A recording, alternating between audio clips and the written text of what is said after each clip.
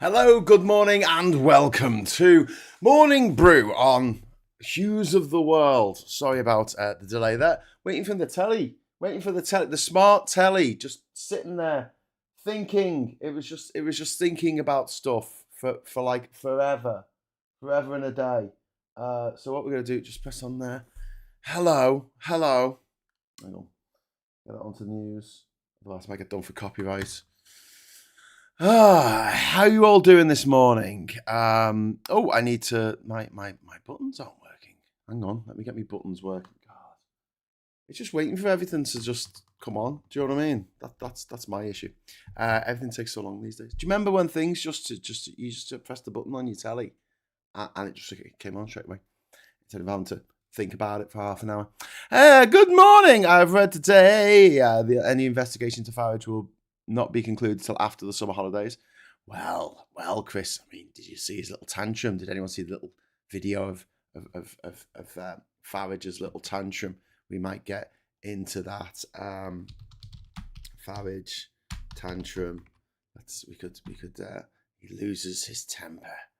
He brutally snaps at reporter who threatened him. Threatened him. He did. What an arsehole. But yeah, the video's come up, but it's not letting me play. Oh, there we go. Okie dokes. We'll have a look at that in a minute. Right, so first things first, I just want to say a big hello to everyone in the chat. Everyone watching, if you'd like to subscribe to the channel and join in the chat, that would be awesome. And then I can say hello. And don't worry about saying stupid things. That's fine. We don't mind stupid things on this channel. We don't mind a bit of banter. What we do mind is people being rude. Just don't be rude. You know, that's it. Just don't be mean. Don't be nasty. Don't be horrible. Don't call people dickheads. That's my job. And I'm not calling you a dickhead. I'm calling Nigel Farage a dickhead. And Donald Trump. And Fanny Infantino. What a fanny. I remember when you had to wait 2 to 3 minutes just for the TV's cathode ray tube to warm up. Oh, crikey. Yeah. I was a part of the golden generation that you just literally pressed the button and it came on. Great days. Especially when like there's an important thing happening, like I don't know, the Queen died or there was a goal in the World Cup. Quick, turn the telly on. But then again, back then you couldn't rewind live telly, so you know it swings and roundabouts, I guess. But Graham, the Harry and Meghan story is more important to the MSN, not Farage's corruption. Well, no, I mean the front cover of all the newspapers yesterday was pretty much covering this gobshite Farage. But let's talk about what we're going to talk about today. Got some news stories for you. The USA, first and foremost, is out of its own World Cup after Belgium whipped their arses 4-1 with the whole Balogun and FIFA Trump farce blown up in their face. Meanwhile, Spain beat Portugal. I don't know if you were watching the show last night, me and Scott talking about doing stateside, but towards the end of that show, we did the Spain took out Portugal.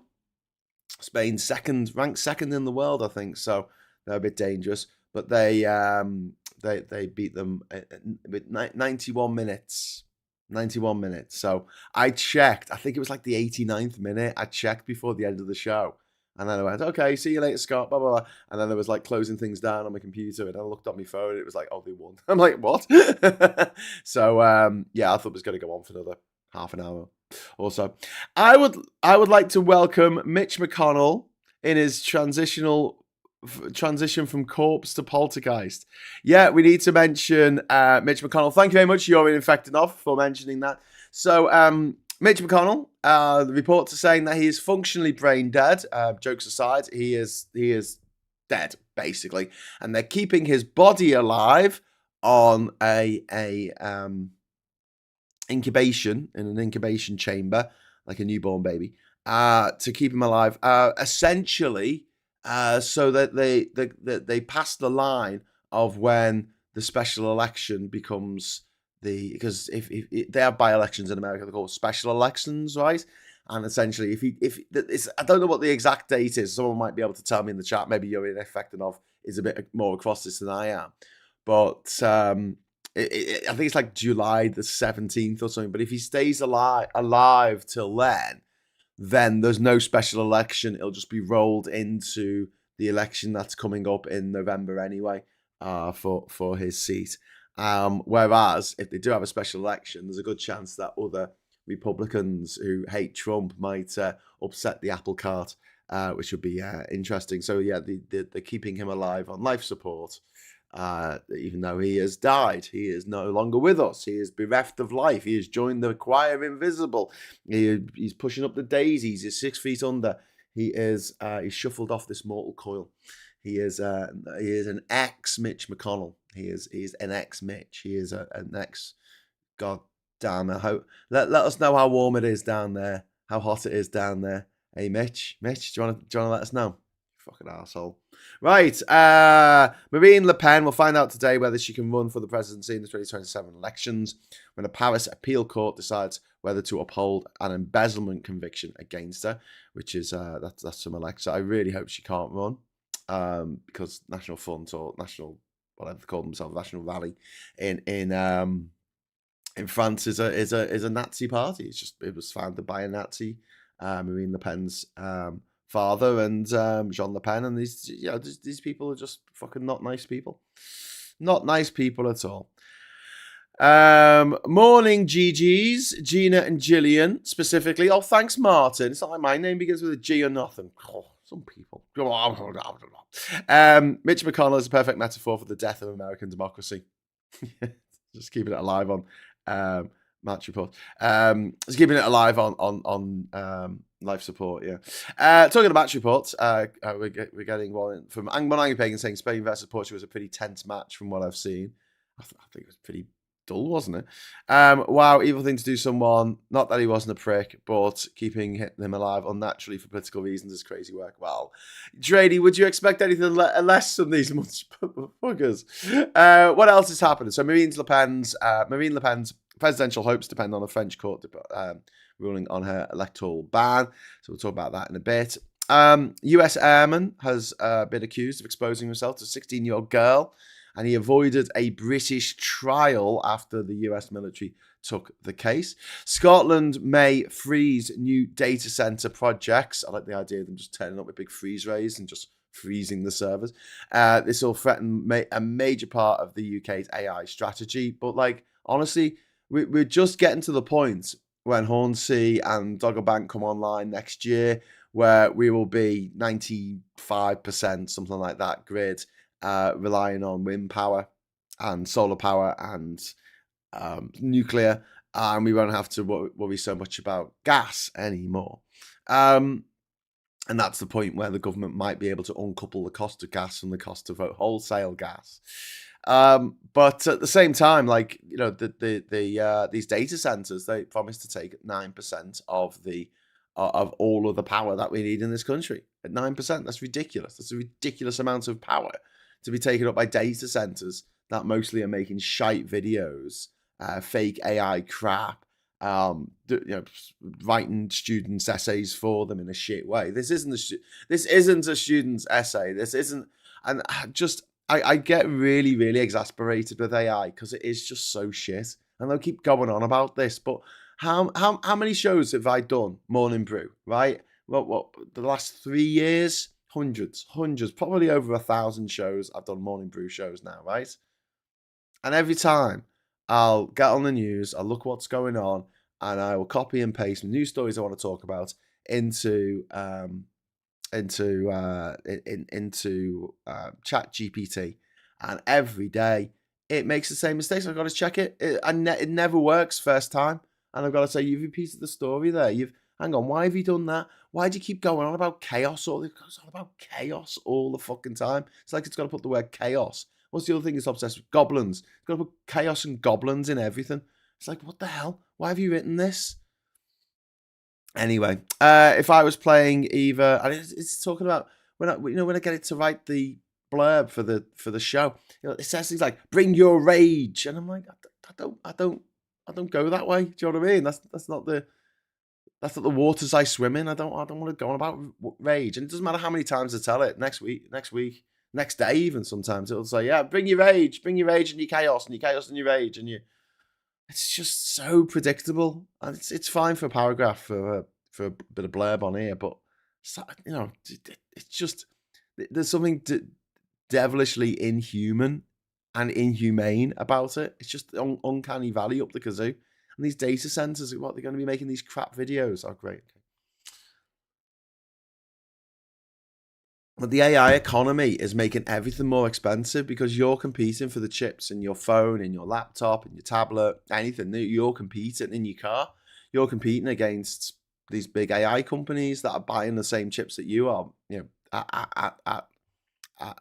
at scale, and that they're able to push the prices up, because they can afford it, because some dickhead's giving them $1 trillion to play with. Sorry, not some dickhead, lots of dickheads. God, and I'll never get tired of reading stories about dickheads who bought a load of Trump coins and now they've got nothing.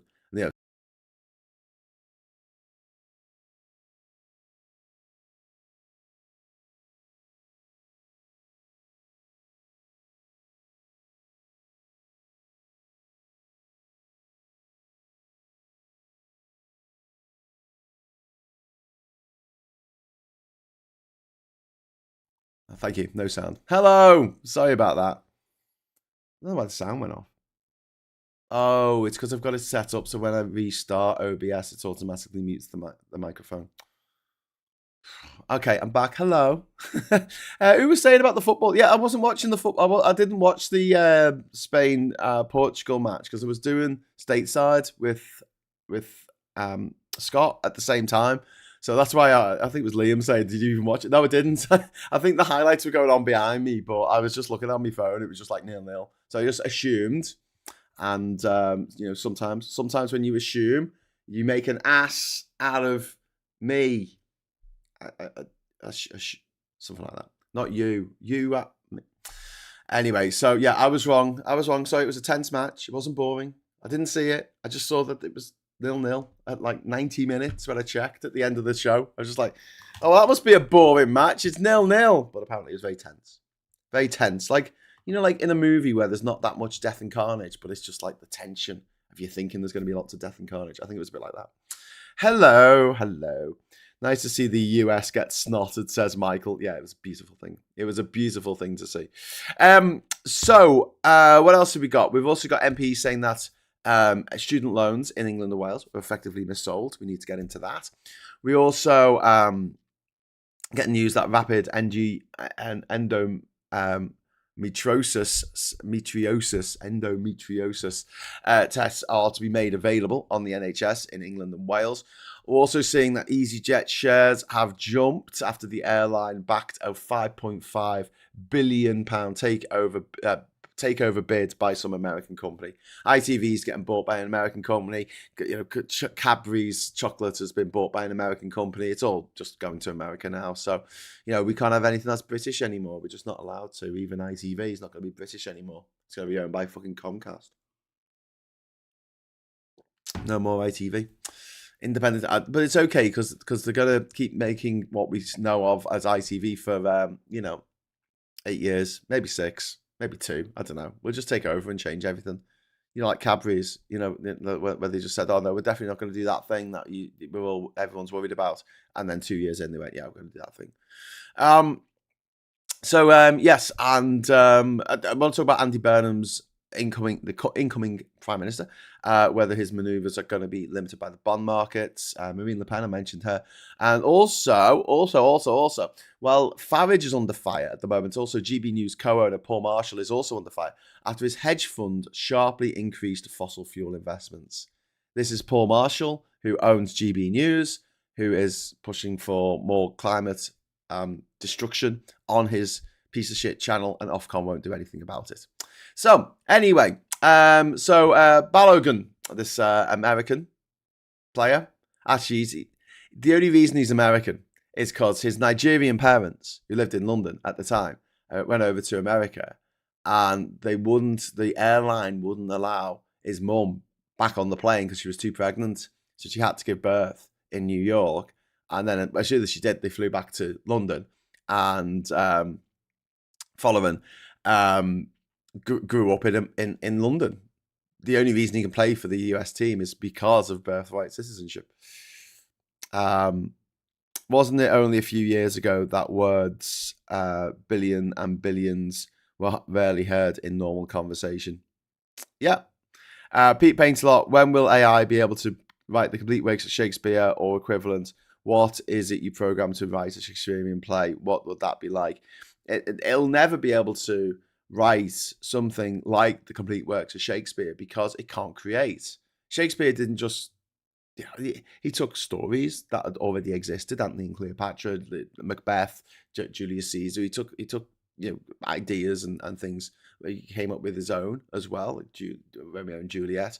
But also, he didn't just invent stuff, and it wasn't just the technical side of things. I think you could get AI to write an iambic pentameter; that wouldn't be too difficult. But it's also the fact that he invented lots of words. Like he invented over 1,000 words, many of which we use in everyday life, and idioms as well. And one of the things that AI is really shit at, and one of the reasons why you could, one of the ways to really spot AI now writing is it is really shit with idioms. It says things are like this and they're not. You know, it'll say, "Oh, he ran out the room like wet paint," and you're like, "What? What does that even fucking mean? What?" And so all AI can ever do is take what humans have done and put a mishmash of it back together. Yeah. Could the current POTUS try to do the Mitch thing of being elected for the third time when brain disadvantaged? Yeah, I genuinely think that Trump is going to run for a third time, and I think if he does, he's going to win. I'm sorry, but democracy in America is over. Like, it is fucked. It is so beyond fucked at the moment because the billionaires run the show. And the billionaires control the voting machines. The billionaires control the media. The billionaires control fucking everything. You saw how many people went to Trump's rally. Oh, for fuck all. You saw how many people were at the Village of America or whatever the fuck it was called. You saw how many people were there. Yeah? They're the Trump supporters. You saw how many Proud Boys or Nazis or whatever they call themselves these days turned out on July the 14th with their silly little uniforms on and their daft little flags. You saw that, didn't you? It's about 100. It was just fuck all. Yeah, where are the 77 million people who voted for Trump? They don't exist. They don't fucking exist. It's like a handful of people who control the elections. See, this is the thing. If you're a billionaire, what you can do is you can afford to get people and bots to write things on the internet on your behalf. But those numbers are never translated into reality. You know, we hear about Farage getting 25% of the vote, and all these dickheads are phoning into LBC. They're all fucking paid actors. Let's not beat around the bush here. You know, like if someone called up to defend Nigel Farage getting £5 million, see, they're not getting paid for that. Come on, why would anyone with a functioning fucking brain cell go to bat for a guy who wouldn't piss on them if they were on fire over a bunch of fucking corrupt shit he's done with a bunch of fucking criminals? You know, a money launderer for the Russian mafia, Christopher Harborn, and a would-be money launderer for some drug dealers in America. Only the drug dealers were coppers, weren't they, George Cotterell, whatever the fuck your name is. Yeah. Anyway, David Faulkner, thank you very much for the 38 Hong Kong dollars. I see millions of mourners turned out for the funeral of Ayatollah Khomeini in Tehran. Dignitaries from over 30 nations were in attendance. No one likes the US. No one likes the US. They're just talking about Marine Le Pen and the court deciding her political future. But, you know, she's guilty. She's guilty. So, you know, do you think she's going to do less crime if they allow her to run for president? I mean, isn't it mad? You know, the rest of us, if we commit crimes, we're stopped from getting jobs in the future in America, in France. Well, I don't know what the result's going to be in France, but, you know, if they reward her for this crime. It's like, do you remember years ago, and I don't want to say his name because he did it to be famous, but he was the guy who, it was in Norway, and there was an island, and there was a camp there for young people who were getting involved in politics, and this piece of shit fella went over there and he started killing all the children. He killed dozens of fucking children, right? You remember that? Yeah? He did that to be famous. He did that so people knew his name. That was the reason he did it. He was a sick fuck, and he wanted everyone to know his name. And he had a statement that he wanted to read out in the courtroom. And he was allowed to read the statements out in the courtroom, but there was no recording made of it, and no one was allowed to write it down, and etc., etc. But like, he shouldn't have been named. And I feel this whenever you hear about these motherfuckers who kill for pleasure and kill to get their, become notorious.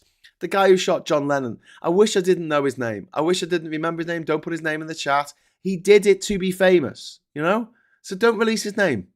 Just say an unnamed motherfucker, because he's going to rot in jail for the rest of his life. There's no point in giving people his name.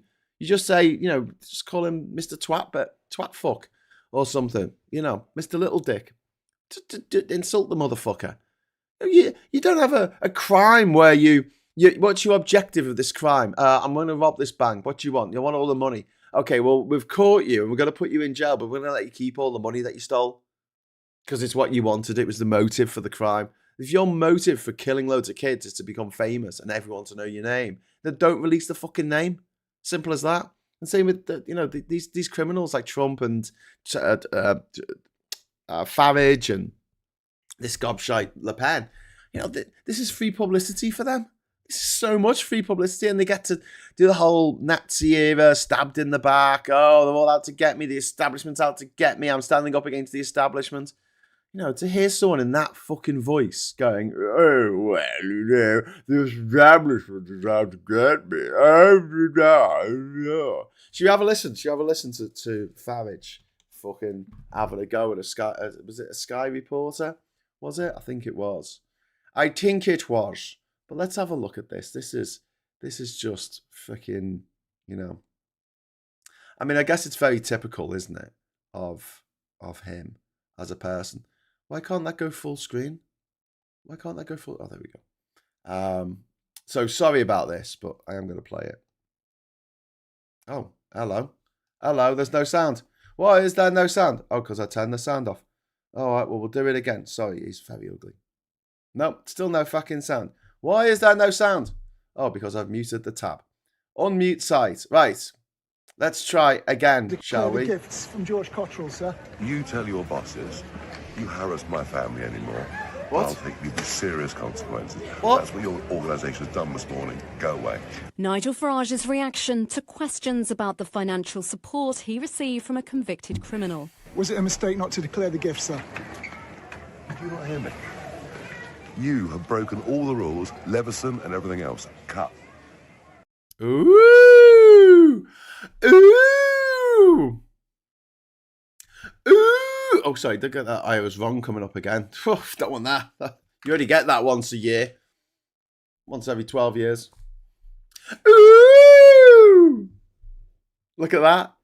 You're harassing my family. No, they're not, mate. They're harassing you. Your family aren't there. Sky News never got in touch with your family. No one got in touch with your family. No one gives a fuck about your family. They give a fuck about the money that you fucking took from criminals, from foreign-based criminals. Care about that. The stuff you didn't declare. Guy on the radio last night on LBC. He's got nothing to hide. He's got nothing to hide. Well, why did he hide? Says Tom Swarbrick. Why did he hide his money then if he had nothing to hide? Why did he not tell anyone? Well, he's got nothing to hide. He doesn't have to tell anyone. He's got nothing to hide. But he literally hid it. He literally hid it. But I think these people are paid crisis actors. That's what I think. These people who support Farage, I think they're paid. It's a concerted effort. And I've seen this on my Facebook, and I'm not be nobody on fucking Facebook, but to get thousands of comments all going, yeah, vote reform and memes, and no one ever repeats the same meme. It's always a different meme on these accounts that have a picture of a fucking dog or a very low res picture of an old man. Isn't it funny how there's no in between with three fuckers? Is there? They've either got no chin or lots of chins. They're your two options. Anyway, Gay Norkashma says, in New Zealand, they made a conscious decision not to idolise the killing spree, only the victims and support services. Yes, I really like that because I think Jacinda was Prime Minister at the time, and I remember her saying she's not going to mention his name. But there you go. I can't remember his name, but I know that John Lennon's grave is 5 minutes from me with his sisters and mum. Nighttime activity in the cemetery, and Gyoko and Julian were seen around about the next day. I saw this on Political Custard this morning. Wow, what a tough guy, laughing. Sorry, I missed that. Unironically agree, Mass Hughes especially should be unnamed. Yeah. Because they do it to become famous. Don't let them. Just don't give them what they want. Which is, to be famous, put them in a box. Leave them in the box. Our species is the first that we know of that is both conscious of and consciously able to affect our own evolution. It's a damn shame many cannot see this fact. Well, I think they can. They just want us to evolve into, warlike states of oppression where there's people fighting over resources when we should have enough resources to go around for the next 1,000 years, thousands of years, 20,000 years, 20,000 years. Not surprised Kutz told him to fuck off, says Darren Beasley. Yeah, this was a guy, Nigel Farage, just a few years ago. He was so poor, he couldn't even get a Kutz bank account. He couldn't even get it. He was so poor. He was going around with his begging bowl out. I can't get a push bank account. Why can't I have a push bank account? This isn't fair. And the bank said, because you've got to put X amount of money in your account each month, and you don't do that because you don't have a salary job. I'll get a salary job and I'll show you. Front cover of every newspaper in the summer of 2023, the front cover of every fucking newspaper was the fact that Nigel Farage couldn't get a fucking bank account at a posh bank account, a posh fucking bank. That was it. He'd get a normal bank account. It wasn't like he was being frozen out of the fucking banking system. He wasn't like having sanctions dropped on him like Russia or Iran. He wasn't being suspended from the fucking Cirrus system or whatever the fuck it's called. No, he was fine. Swift system. It's not serious, is it? As Tool said, monkeys killing monkeys over pieces of the ground. Yeah.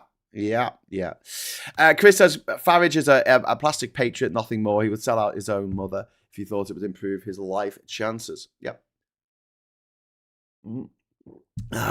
Anyway. Morning, troops. Anyone see Nigel being a wee bit triggered when asked about his financial dealings? Is that what we're talking about now? Yeah, I just showed the video. I don't know if you saw it. I just showed the video of that. Anyway, let's go back. Let's go back to America crashing out of the World Cup, because this is quite funny. So Belgium beat the USA 4-1. The USA are out, and Belgium are through to play Spain in the quarterfinals. And Balogun played after FIFA suspended his automatic one-match ban, something that has never happened before in the history of World Cups. It's never, ever happened. They brought in the yellow cards and the red cards, I think, in 1970. And since then, if you get a red card, you miss the next match. That is the rule. That is the rule. To discourage people from getting red cards. Because otherwise, it comes to the end of the match, comes to the 89th minute, your team are down, right? What you got to do? No, take out the fucking striker. Go on. You get a red card. Oh dear, I had to go off for the last 2 minutes of the game. Never mind. No, you got to have that punishment where, no, if you get sent off with a red card, you lose the next match as well. So at the end of the match, you are not encouraged to go around hacking at the shins, fucking studs up against the opposing team. Can't Trump overrule the American loss? Well, I made a joke about that in the thumbnail where he's calling up Infantino and asking for he was calling up Fanny Infantino and asking for just 4 more goals. Just 4 more goals. So yeah, the fact that Trump got on the phone to the head of FIFA and got him to overturn this decision. Suspend it, sorry, not overturn it, but to suspend it for a year so we could play in the next match. And the fact that he played as well, I think Balogun shouldn't have played. Like the manager should have kept him on the bench.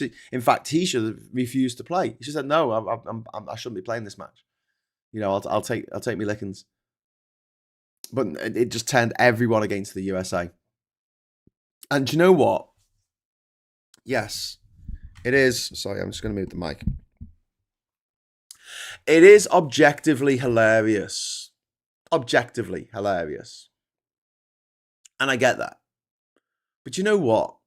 I am so fucking sick of his god-awful fucking face. It's over 10 years now. Every fucking day we've seen his god-awful, mangled, prolapsed anus of a face every fucking day. And he's done something twattish every day. You know, it's like being in an abusive relationship where you have to live with your fucking abuser.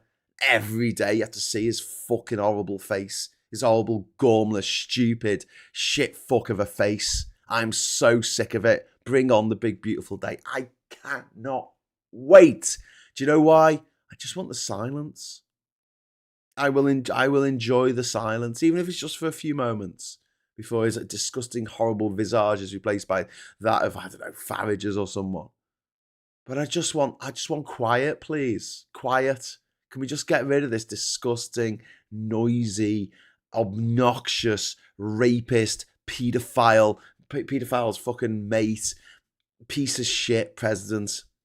Fat, horrible, stupid, grotesque. He's every one of the 7 deadly sins rolled into one. He's the 4 horrible kids from Charlie and the Chocolate Factory rolled into one. He's like a cartoon supervillain. If a cartoon supervillain had the mental age of a 12-year-old.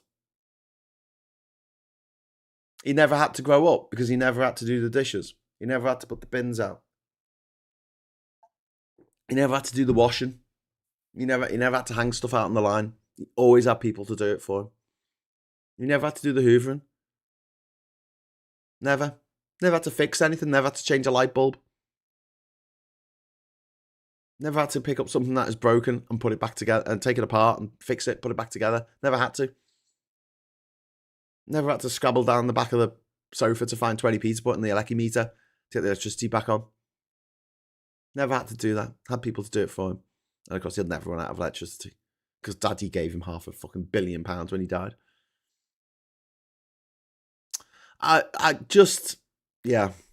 Intergenerational wealth is what is destroying this planet. Intergenerational wealth. We got to end it. Bring in the land value tax. Bring it in. Tax the motherfuckers. Just tax them. Oh, but they'll leave you. For good. Let them go. Because when they sell the land, someone else is going to have to pay the fucking tax on that fucking land. Simple as that. The land can't go anywhere. They can't take it with them. They can't put it in a bank account in Switzerland or in the Cayman Islands. They can't do it. Or in Bermuda. They can't do it. It's land. It's there. That's how much the land is worth. Why at the moment are we paying more for our council tax here in Durham, in these terrace streets, on the terrace street fucking street on which I live in Durham, these houses from the late fucking Victorian era, you know, which are, I mean, ours is like a fridge. We're up to 19 degrees today. Why are we paying more council tax than Knightsbridge and Chelsea and the area around Buckingham fucking Palace? Why are we paying more council tax than Belgravia, for fuck's sake? How is that fair? How is that right? Tax the fucking land. Tax the living shit out the land. And if you've got a lot of fucking land, you pay a lot of fucking tax. That's it. A third of our land in this country is owned by a handful of aristocratic families. And it's time they started fucking paying their way. £5 super chat.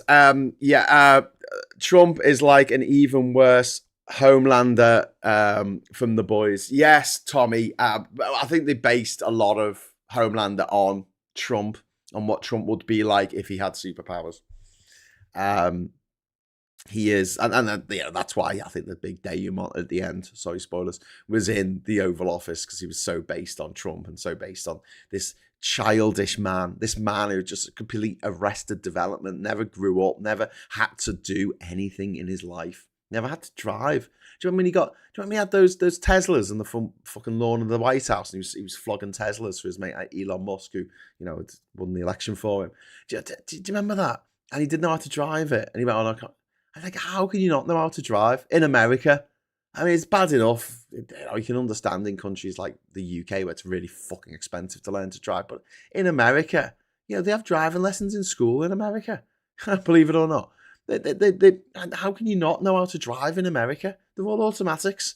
You know, they don't have manual fucking cars over there. It's beyond their capabilities. When I lived in London Borough of Wandsworth some years, council tax was 0, for fuck's sake. That is just so awful. It's a regressive tax because it's not based on a percentage of your income or your wealth. It's not based on that. How much of America is owned by oligarchs? A fuckload. A fuckload. Trump will come out today and say that he has never liked the World Cup for some reason. He'll say he didn't watch it. I bet he says he didn't watch it. And then he'll blame Balogun for being an anchor baby. He'll say, "Oh, this is why we need to get rid of birthright citizenship." Yeah, but anyway, all three hosts, the co-hosts of the 2026 FIFA World Cup, USA, Canada, and Mexico are now all out. I mean, the intervention by the USA, made America's defeat funnier, and it makes FIFA look beyond compromised. And the USA still got battered, which is, objectively hilarious. But at the same time, it's just left a cloud over what was otherwise a good run for America. I know they were only against minnows, but they got into it. They liked it. They won a few games. Again, just like the twat I met in a bar in New Zealand in 2002, who was bragging about how America's going to win this World Cup in a few years' time. And I'm like, well, first of all, it's not going to be a few years' time because a few implies 3, and we have them every 4 years, not every 3 years. But aside from that, no, they're not, because the top athletes in America tend to not play football. The top athletes in the UK tend to go to football as the get-go. That is the game that they play if you are a top athlete. If you're top athletes in America, you tend to go to baseball or basketball or what's that other game they play? Gridiron, American football, because they're the big American games where the big money is. There's no money in soccer, so people just don't play it. The people who might be good at soccer, they'll never find them because they're too busy playing for other leagues, other sports. Or ice hockey. Maybe they play ice hockey. I don't fucking know. I know one thing: they don't play fucking football over there. So that's why they're never going to win the World Cup. They're never ever going to win the World Cup. They can't.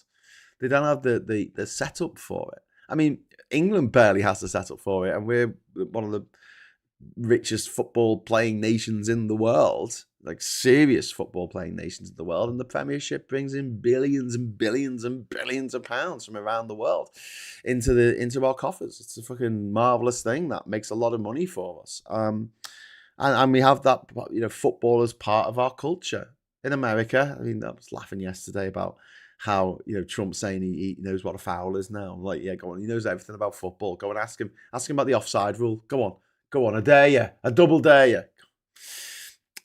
Is it worth passing a manual driving test? Was thinking of going for automatic. Sean, yes. There's 2 reasons why, and it's up to you, because within 10 years, all cars are going to be automatic because they're all going to be electric, and you don't have gears in an electric car. The only reason why, if I was going to take my test, or my stepdaughter was going to take a test this year, I would actually recommend she learn manual. And the reason being, there's 2 of them, right? One is your insurance is slightly cheaper. Not a lot of people talk about this, but your insurance is slightly cheaper if you have a manual driving license. And secondly, when you want to hire a car in other countries, generally speaking, a gear shift car is less expensive to hire than an automatic. However, like I say, 10 years, maybe even just 5 years' time, no point in learning a manual at all. No point. It's more expensive to learn a manual. It takes longer. It's more difficult. Going up a fucking hill, trying to do a hill start, fuck that shit. Every car has a different biting point. Like, I was really, really lucky growing up. I know I've told stories about how much of a lucky, spawny little bastard I was. I still am, actually. But I was working at my dad's garage as a teenager. I worked there from the age of 11. As soon as I started senior school, I was working at my dad's shop. And, carburettors unlimited on Muirhead Avenue. If anyone knows that in Liverpool, get a better carburetor. was the motto. And I when I was old enough, I had to test drive the cars that we just put a new carburetor on and hope the brakes were still fucking working, which sometimes they weren't. It meant that I was on my dad's insurance, which meant I was okay to drive anybody's car because I was insured under my dad's business insurance. And obviously you have to... Oh, hello, breaking news. Breaking news coming up. Breaking, still breaking. Okay. There's a meeting going on. Okay. I don't know why the words aren't coming up, but it's hardly getting a signal. It keeps going off. Anyway, yeah. So I was, and it meant I could drive any car I could drive. So we have this weird system in the UK where you insure the vehicle, and then you have to name the people who can drive that particular vehicle. So if you're at the pub and your dickhead mate has a couple of drinks and you're like, sorry mate, you're over the limit, you shouldn't be driving, and you haven't had any drinks, you can't drive his car home. If you crash, if someone crashes into you and you're driving that car, you're not insured. In Australia, you get insured, and then you're okay to drive anything. You know, there might be some restrictions depending on how long you've been driving, or if you got some endorsements on your license or whatever. But aside from that, no, you know, you're insured. You insure yourself, and then you can drive any vehicle. Whereas, you know, with the British way, it's just fucking weird. It's just weird. But there you go. Our son is learning an automatic. Don't have to worry about clutch, etc. He can take his manual test if he wants to, says Martin. Yeah, I think that the window for having to learn, because I've hired a car for when I go away in the summer to Spain, and honestly, the difference in price between getting a manual and getting an electric car was fuck all. It was like a tenner or something. It was fuck all for the week. So yeah, I think that's becoming less of an argument now. The only other thing is that the insurance will be cheaper. And I guess when you're a younger driver, obviously insurance is through the roof. And why is insurance so expensive for young drivers? Well, there's a couple of reasons. First of all, we don't really do P plates like we should. We don't have restrictions on younger drivers like we should, in the same way that other countries do. But also, you've got, there's no restrictions on the cars that you can drive. I think there should be a restriction. I think you should only be able to drive cars that can go at a certain speed limit, a certain amount, and a car that is only worth X amount. Because there's so many Nepo babies who on their 17th birthday get a fucking Ferrari off their dad, and they don't know how to fucking drive it, and they wrap it around the fucking tree. Or worse, they wrap it around the bus stop with people waiting at the fucking bus stop. And that's why your insurance premiums on your cars are so fucking high when you're a kid. They're fucking ridiculous now. Absolutely ridiculous. Jimmy says, USA get battered even at home. USA get battered even at home, even at home. Can't smarm your way out of that with FIFA, can you, Don? You bloviating orange twat. I've driven both manual and automatic, though automatic was normally on the bin wagons and HGVs. I never want to go back. I never want to go back to a geared car. I know I do if I borrow my mum's car when I'm in Liverpool, but I just hate it. I just absolutely hate it. I hate going up and down the gears. I hate having to press down the clutch. I hate having to, work out where the biting point is. And when I was working at my dad's shop, every day I'd have to drive a different car. Sometimes 3 different cars a day. Take them around the block and test drive and make sure they were working properly. And sometimes they weren't. Sometimes, yeah. And this is why I get, when I'm a passenger in the car, I can be a really nervous passenger in the car. And one of the reasons is because I've been in cars where I've pressed down the brake and it hasn't fucking worked. All right. So I've had to use the handbrake to stop the fucking car, but to go down the gears and use the handbrake to stop the fucking car. You need a bit of distance to do that. And these knobheads, when I'm in your car and you razz up at 100 miles an hour to the traffic lights and the geared cars, and you slam the brakes on to throw everyone forward, because they're braced against the steering wheel, so they're fine. Everyone else is like, whoa. What if the brakes don't work? What if you put your foot down on the brake and it just goes down to the metal? Literally straight in. That's happened to me. Not just in the UK. That happened to me once in Australia, where I pressed the brakes down on one of the cars I was driving over there, and just nothing happened. Nothing happened. So yeah, let that be a lesson to all the boy racers out there who think, oh no, it's fine. I could completely rely on this. I've gone round the corner and the wheels come off the car. The wheel has come off the car because we were doing carburation. We weren't doing the electrics. We weren't doing the brakes. We weren't checking whether the tires were fucking attached correctly. So, we weren't checking everything. We weren't doing an MOT. We're just changing the fucking carburetor or putting a carburetor in. Anyway, Francis, thank you very much for the £5 super chat. Love that Belgian result last night. Yeah, it was beautiful. And Andy sums it up really wonderfully there. Trump tried to cheat and shat the bed. Black Dot says, don't mind manual cars. It's polluting. I hate now. Love my EV. Yeah. I mean, there is something nice about razzing up the gears when you got an open road. But let's face it, 90% of the time you spend in your car in this country, you are sitting in a fucking jam. Waiting for the lights to change. You're waiting to get your chance to go round the roundabout. You're on the motorway in a fucking queue. You're going slowly and you're having to stop and start. And that stopping and starting on an automatic or an electric car is a piece of piss. Just press it down. Just press it. Can't go backwards. Brilliant. Okay, cool. Manual cars are better. Autos are too often in too high a gear, needing more braking downhill, wearing out brake pads much faster. Yeah, no, Hannah, I disagree massively because you know what wears out faster? My fucking left leg on a really, really difficult to press down clutch. Especially if I'm in a traffic jam. And I'm having to press down the clutch every 5 fucking seconds as we go a few meters forward in the traffic jam. Fuck that shit. I'm sorry. It's just shite. It's just utter shite.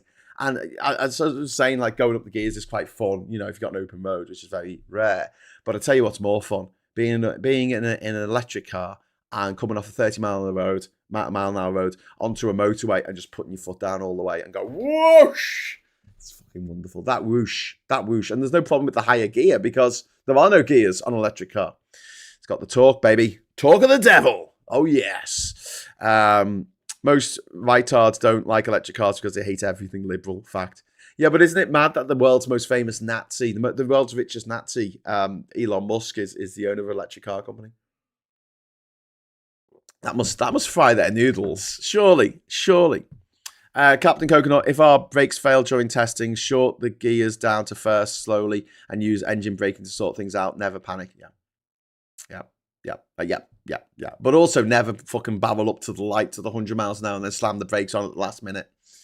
I've said this before and I'll say it again. The mark of a good driver is not about how fast you can go round corners or how fast you can razz up to a red light and then slam on the brakes at the last minute and not hit the car in front. All right? That's not mark of a good driver. The mark of a good driver is the comfort of the passengers. That's it. The comfort of your passengers. If your passengers are like this, you're not a very good driver. End of. Just drive like that, drive like a twat on your own. That's fine, but don't subject other people to your twattishness. Life's stressful enough, for God's sake. Anyway, sorry, I love this. I'm go around calling people and people watching. Hey, excuse me, have you ever considered that you might be a twat? But you know what? Criticizing people's driving, it is on a par with saying that baby's fucking ugly, and it's like saying, "Oh, that tattoo looks shit. What the fuck have you done?" You just can't say it, can you? People get so personal about these things. What are you saying about my baby? I'm just saying it looks like a fucking alien. That's what I'm saying. Fucking alien that's been dropped out of a tree.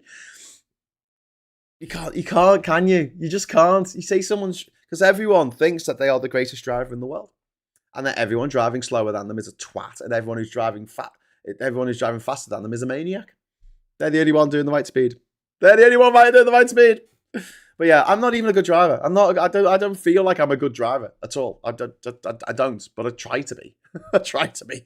But yeah, the smoothness of an electric car is just, mwah. It always reminds me of that movie Drive with Ryan Gosling, Ken out of Barbie. The smoothness. I love the smoothness. What about tailgate? Yeah, tailgating can fuck off as well. Yeah, tailgate. I'll go right behind the car in front of me. That'll show what a good driver I am. I'm like, please stop that. I'm an awful passenger. Hate being driven. I don't like being driven because... Actually, no. I don't mind being driven by a good driver. If I'm not thinking about the car, the road, the pedestrians, if I'm not thinking about that at all, and all I'm doing is having a nice conversation, then you're a great driver. I shouldn't be. It's like special effects in movies. You shouldn't notice that they are special effects.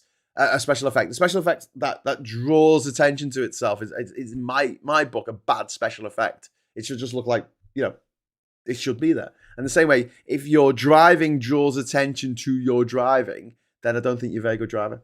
I think you should let everyone in. It's like worrying about the person driving the train. You don't normally, unless they're shit, unless they slam on the brakes and everyone flies forward, like a lot of bus drivers do. Oh, I'll tell you what as well. I've been on a few of the electric buses in Liverpool, and they don't have the same problem that the old petrol buses had, or diesel. The old diesel buses have, where they used to slam the fucking brakes on and everyone got thrown forward. Do you know, you must have had that experience on a bus where you got a driver who just loves slamming on the brakes, or maybe it's just the way that the air brakes work or whatever on the bus. They are air brakes. I don't know how they work, but it was, there's a little old granny about to stand up, and then suddenly the bus driver just fucking slams the brakes on, and everyone gets thrown forward. The electric buses, much smoother, much smoother. I like the sound electric cars make. I like a sound for some. Yeah. You're in effect, Nov. I have a t-shirt that says, "It come to my attention that you were a bit of a cunt." I like that.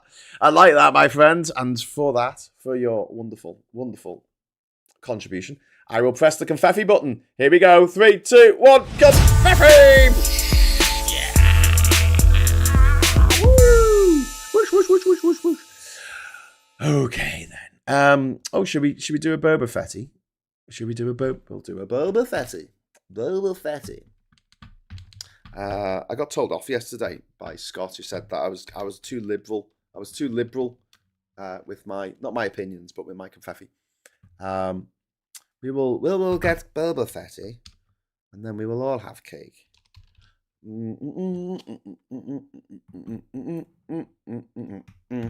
There you go. It's okay. Coronation Street will be getting new American actors and product placement. Also a laugh track. God, don't say that. That's going to make me far too sad. Graham, I invite you to Burton and riding the electric buses. The drivers take speed bumps at speed and slam on the brakes at the last minute. Oh, for God's sake. All right, well, you need to improve the quality of your bus drivers as well as your buses. Clearly.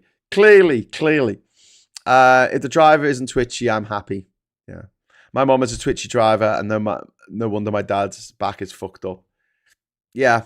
I mean, I'm talking about like boy racer type drivers, but another type of driver that is also problematic is someone who's really, really nervous. A really nervous driver is very difficult to be a passenger for, because their nervousness means that they make mistakes, and then you're like, oh my God, no, I'm not doing that.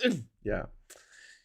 Just don't think about it. Just don't think about it. Hey, listen. So next up, we're going to talk about. So we just talked about the World Cup for a moment. Can we just talk about Spain has gone, and this means that Spain has gone through, and Belgium, Portugal have just gone. And this was Cristiano Ronaldo's last World Cup, and it was the last match of his final World Cup. And because of the accusations that have been made against Cristiano Ronaldo, I'm glad he's fucking off. What a gobshite. What a gobshite. What a gobshite. Apparently, if you... so there's a player called Lionel Messi, who's Mr. Messi, who's Argentinian. And then there's Cristiano Ronaldo, who is Portuguese, not to be mixed up with Ronaldo, who was a different Ronaldo, who was from Brazil, who was playing about 20 years ago. It looked a bit like South American Freddie Mercury, didn't he? Ronaldo, loved him, but no, Cristiano Ronaldo. Apparently, if you're given the choice between who you think is a better player, Messi or Ronaldo, if you say Messi, you're more likely to be left wing, and if you say Ronaldo, you're more likely to be right wing. There's a weird thing there. I guess no one's made any accusations of being a fucking horrible sex pest to Messi. As a former bus driver, you get less time to drive your route than physically possible, but you should still be safe for your passengers, says Yuri. Yeah, absolutely. Don't, especially when half your passengers are elderly and they probably need a new hip. Don't be slamming on the brakes. Mind you, the same bus company that puts double deckers on rural routes. Oh, mate, don't get me started on double deckers on rural routes. What is the fucking point? I live in Durham, for fuck's sake. I get the bus to town for me. I'm like the only person on the bus. I'm only the only person on a double decker bus. I'm like, what are you doing? Just send a minibus. Send a little minibus, little Lecky minibus. That's all we need, and send them every 5 minutes. Lecky minibus every 5 minutes. So if the Lecky minibus is full, then we just get another one. It's 10 o'clock. Bong. Here is the news headlines. Bong. So yeah, Portugal are out of the World Cup. So fair enough. But I don't think they were particularly highly rated at this point. I mean, they used to be a force to be reckoned with in that, maybe in Cristiano Ronaldo's heyday. But even then, Portugal never won the World Cup. They've never won it. They've never won it. Well, I'm a passenger to a nervous driver. I'm constantly ready to slam on an emergency brake pedal, says Alexa. Yeah. I know a lady who has driven for 30 years but never on motorways, says Mr. Tish. That's fair enough. It's fair enough. One of the mad things, like when I did my test back in 1996, 97, I was 17, and you pass your test and that's it. You're allowed to go on the motorway. I had no motorway training at all. No motorway training. I was not taught how to drive on a fucking motorway, or how to do it. Don't hog the middle lane. Don't do this. Don't do. It just seem a bit mad that we don't. I mean, I think they do give motorway training now, but you're not allowed to learn on the motorway, are you? But yeah. But I try not to suffer from road rage too much. I try not to just let it slide. I just think the reason why road rage is a thing is because driving is so fucking stressful, and we've made it stressful on purpose. We've made it so that we have a motorway network where you never stop. The cars must not stop. Which means, okay, if you're on your own and you're trying to navigate somewhere, it's really fucking difficult. Gone are the days when you used to have the fucking Atlas or the A to Z, on the steering wheel, like this, trying to drive and look at it at the same time. You've got your sat-nav coming up, but then you've got to press 17 different things. And if it goes down and you missed your junction, you could end up doing an extra 30 fucking miles to get off the motorway, turn around and come back. There are certain junctions on the motorway where you can't turn around. So there's no point in going off them. So if you've missed your turn off, you've got to ignore the next one and ignore the next one because the cars can't stop. You do like an extra 30 fucking. It's so stressful. And then you've got dickheads. Every time you drive and you've got a dickhead who comes right up behind you, usually in an Audi, flashing their lights. It's stressful. And then you find a parking space, which is stressful. You get into the car parking space, which is stressful because cars are too big now. And the car parking spaces are too small for the big cars that we have. So you've got to try and get in without touching the car next to you, which is a bit like doing that thing, with the loop, and you had the wire. And you put the oh god, that looks wrong. You put the loop around, and then you got. That's like parking these days. It's like trying to and I've got one of those stupid cars that makes a fucking noise when you try to park. Beep, beep, beep, beep. And I'm like, oh my God, I'm going to crash. And then you look and you're like a foot away, but you've got this alarm going off in your car while you're doing it, which is even more fucking stress. And then you've got to decipher the fucking parking regulations, and every single car park in the land has a different way of doing it. Some you've got to buy a ticket in advance. Some you've got to buy a ticket when you leave. Some you've got to go to a machine and pay for the ticket. Some you go to the barrier and you put the ticket into the machine. Some you don't even get a ticket. It just takes the automatic registration of your number. So, okay, you're taking my number. Why do I need to buy a ticket in advance? You know I'm here. You know how long I've been here. What the fuck? Why are you making this so stressful? Sometimes you got to download an app for your phone. Sorry, the ticket machine doesn't take any money. Yeah, and the fucking the card reader isn't working. Okay, cool. Download an app. There's 17 different fucking parking apps in the UK. Parking app and app parking and stopyourcarhere.com. Whatever. It's so stressful. And then you get out, you go and do whatever it is you're doing in town. You can't relax. Because your car's sitting there, right? You're looking at your fucking watch or you're looking at your phone for the time. Because if your time runs out, oh my God, that's it. You're going to get a fine. £60 fine. £60 fine. So you're sitting there, your mate's a bit late meeting you in the cafe. You're like, oh shit, I've got to go. My car's on the meter. It's so stressful. And you got to get home, and it's so fucking stressful to drive. That's why there's so much road rage. And it's because of this thing, this mentality of the road designers. First of all, like the car is king, and that, you know, the cars can't stop. No, let us stop. Let us stop and consult the fucking map so we know where we are. You know? Instead of spending all this money on fucking AI shite that we don't even fucking need. How about you spend some money on something that, you know, monitors the car parks in town, and you can bagsy your car park space. So you don't have to drive around the multi-story car park, going up these tiny little ramps, trying to find a fucking space. Oh God, I'm late. I've got to find a fucking space. Stress. No, just go on your app. It says, right, there's a car parking space here in that car park, and you say bagsy that. And then it does something to stop another car park in there. It just says, don't park here. This has been bagsied. And you drive up and you know exactly where it's going to be. You can make an app that does that. But we don't, because we got AI. We don't want to help people. We just want to make life more fucking stressful. I don't park in my town anymore. Some machines take coins, some don't. I park in Tesco anyway. It's free for an hour and free for longer if you buy in the store. Well, I had to go and pick Kat up from the airport yesterday, Newcastle Airport. Massively stressful. Why? Because you're allowed 10 minutes. It's £6. £6 to pick people up or drop people off. £6 it is, right? So if you're picking, I mean, dropping them off is bad enough because you don't want to say goodbye properly because you've only got 10 minutes to get in, find a space, get in the space, get the cases out the car, say goodbye, and then drive to the fucking barrier. And there's a queue of cars to the barrier. Who knows? The 10 minutes might be up and you might have to pay 12 fucking pounds, right? So massive fucking stress. Come and picking people up. I had to go and wait in the Tesco car park, right? Because, yeah, it's free. And wait till Kat says, okay, we've got our luggage, we're coming through now, and then drive. And as I was driving along the motorway, along the A1 or whatever it is, there's a queue of cars, like on a little side lane. There's a queue of cars just sitting there, and they're all waiting at the side of a fucking motorway. Well, I think it's an A road, but, you know, it's whatever.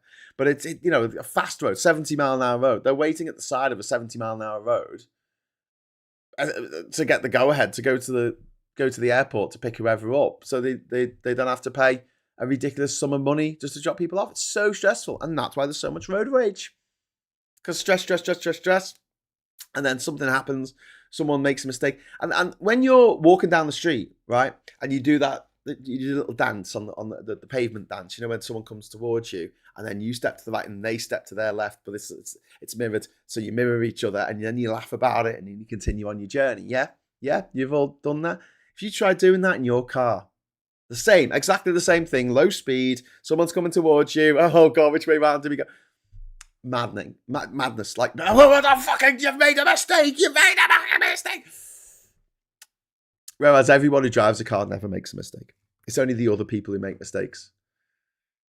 But yeah, I can see why people get fucking road rage, because driving is really stressful in the way that we have created our urban experience and rural experience. It's around here, it's 60 miles an hour on the fucking little tiny windy country roads. I could just about get my head around that on a nice straight road, clear lines of sight. But here, we've got hedgerows either side, which goes up like 7 foot into the air, so you can't see over the hedgerows. And it's like Postman Pat roads. You know, it's just wide enough for Postman Pat's van. That's it. And you got people going on 60 miles an hour over little fucking hills and around blind corners and stuff. And you're like, what are you doing? 60 miles an hour? Yeah, no, it's a speed limit. It's not on target. You're not supposed to go at 60 miles an hour around these fucking corners. But yeah, airports piss me off. They basically close off miles of public roads to force you to drop off the car park. Yep.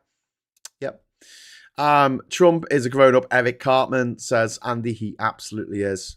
He absolutely is. Except I think Eric Cartman occasionally does the right thing, whereas Trump never does the right thing. He's just a gobshite. And ex-Toffee, Lukaku, put the final nail in the US World Cup hopes. Current Toffees like Burnham and Mark Carney will have noticed. I'm pretty sure Pat Dog. I noticed that. Yeah, he got it in like 91 minutes, was it? It was right at the end of the match. It was just like, they think it's all over. It is now! Time to go home, America. Oh no, you are already home. Good little headline I saw. The match was held in Seattle last night. So the headline was USA caught sleeping in Seattle. Because there's a movie, Sleepless in Seattle. It's funny. Middle East correspondent there. He's having a word. It looks like he's like this to me. Anyway, 60 miles an hour everywhere here, but if you try, you'll probably meet a tractor coming the other way. Yeah, it's just it's crazy. Like, why? On a little windy road, it should be 20 miles an hour. You know, there's no pavement. What about people? There's people on the fucking road. Nah, fuck them. Just run them over. just like, what? Breaking news, Tice says he's not worried donation revelations will make people think Refuck is only interested in rich people. Yeah, well, you know, he would say that, wouldn't he? Talking of people getting away with it, there's this US airman called Hannes Marshallek. He was accused of exposing himself to a 16-year-old girl and 4 other young women in Cambridgeshire. And the alleged incidents happened in Littleport in 2022, and he was investigated by the Cambridgeshire police. And the case was handed to the US military after it intervened. And he was court-martialed in 2023, and he admitted to instances of nudity under a plea deal, which I don't think he would have got from the UK. We don't really go in for that kind of thing as much as the US do. You know, we go, tell us what you did and we'll let you off. But then he received a 2-month sentence and was dismissed from the US Air Force. A 2-month sentence. And more recently, a US military appeal court overturned the conviction on a technicality. Now, while he remains on the US sex offender register, his conviction has been overturned. And it's like, what? This guy, this immigrant, did an offence in Britain involving people in Britain who were British, and he was not tried in a British court for his crimes. What the fuck? And just another story of there being a 2-tier system. Just depending on what country you come from, I guess. You know, if that guy was from Pakistan, do you think we would have said, oh, it's all right, we'll just let the Pakistani authorities deal with this? Can't you get a special shampoo deal with Lice? Tice, yeah. We see a number of military aircraft on semi-regular basis here in Torbay, probably training up in Dartmoor off the coast coming here from Plymouth. Plea deals are not a thing in the UK, says Chris. Yeah, it's an American thing. Yeah, you know, you did the crime. Fucking well, I guess the plea deal that we have in the UK is very simple. If you admit you did the crime, you don't get as much of a sentence. That is it. If you put us through the frigmarole of having a fucking trial and it turns out that you did actually do that thing, then you're given a much heftier sentence. Cambridge police seem to have form on this issue, says Ryan Burke. Yes, they do. Yes, they do. Elle says there was a narrow country road I was on, 6 p.m. 6 p.m. What? 6 p.m. limit. Right, 6 p.m. Everyone off the road. 60 mile an hour limit. I struggled to keep up with the Hughes lorry in front of me. He didn't slow down even on corners. Nutter. Yeah, I mean, what's going to happen to him? He's going to be fine. If you hit some little squishy children, you know, going around the corner. The Farage situation is about 20 years overdue. Him crying about harassment is staggering. There are families who grieve due to his crap. Joe Cox's family are just the tip of the iceberg, says Pat Dog. Yeah, couldn't agree more. He has done more to divide this nation than any other living human being since Oliver Cromwell, since the fucking Civil War. He has turned families against each other, sons against fathers, neighbours against neighbours. He's turned colleagues against colleagues. He has got old friends from school blocking each other on Facebook and not talking to each other anymore. He has done that. He has divided this nation on a fault line that he created. That the EU was this terrible thing that we had to get out of because it was what was it called? A mechanized Frankenstein, was it? Oh no, that was the previous leader of Labour who said that. Sorry. Plead guilty at the earliest opportunity and receive a third off the sentence. Yeah. So that's the plea deal. That is the British plea deal. So meanwhile, up in Lanarkshire, Scotland is considering a moratorium on new data centres. So the SNP's National Council has passed a motion to freeze new projects. This would affect new projects not yet given planning permission, and it could hit plans for AI, UK plans for AI infrastructure. Scotland has been promoted as a major data center location because of renewable energy access. The Guardian is saying there's 24 hyperscale data center projects at various planning stages in Scotland. Combined, they would use more than 1.5 times Scotland's peak power demand.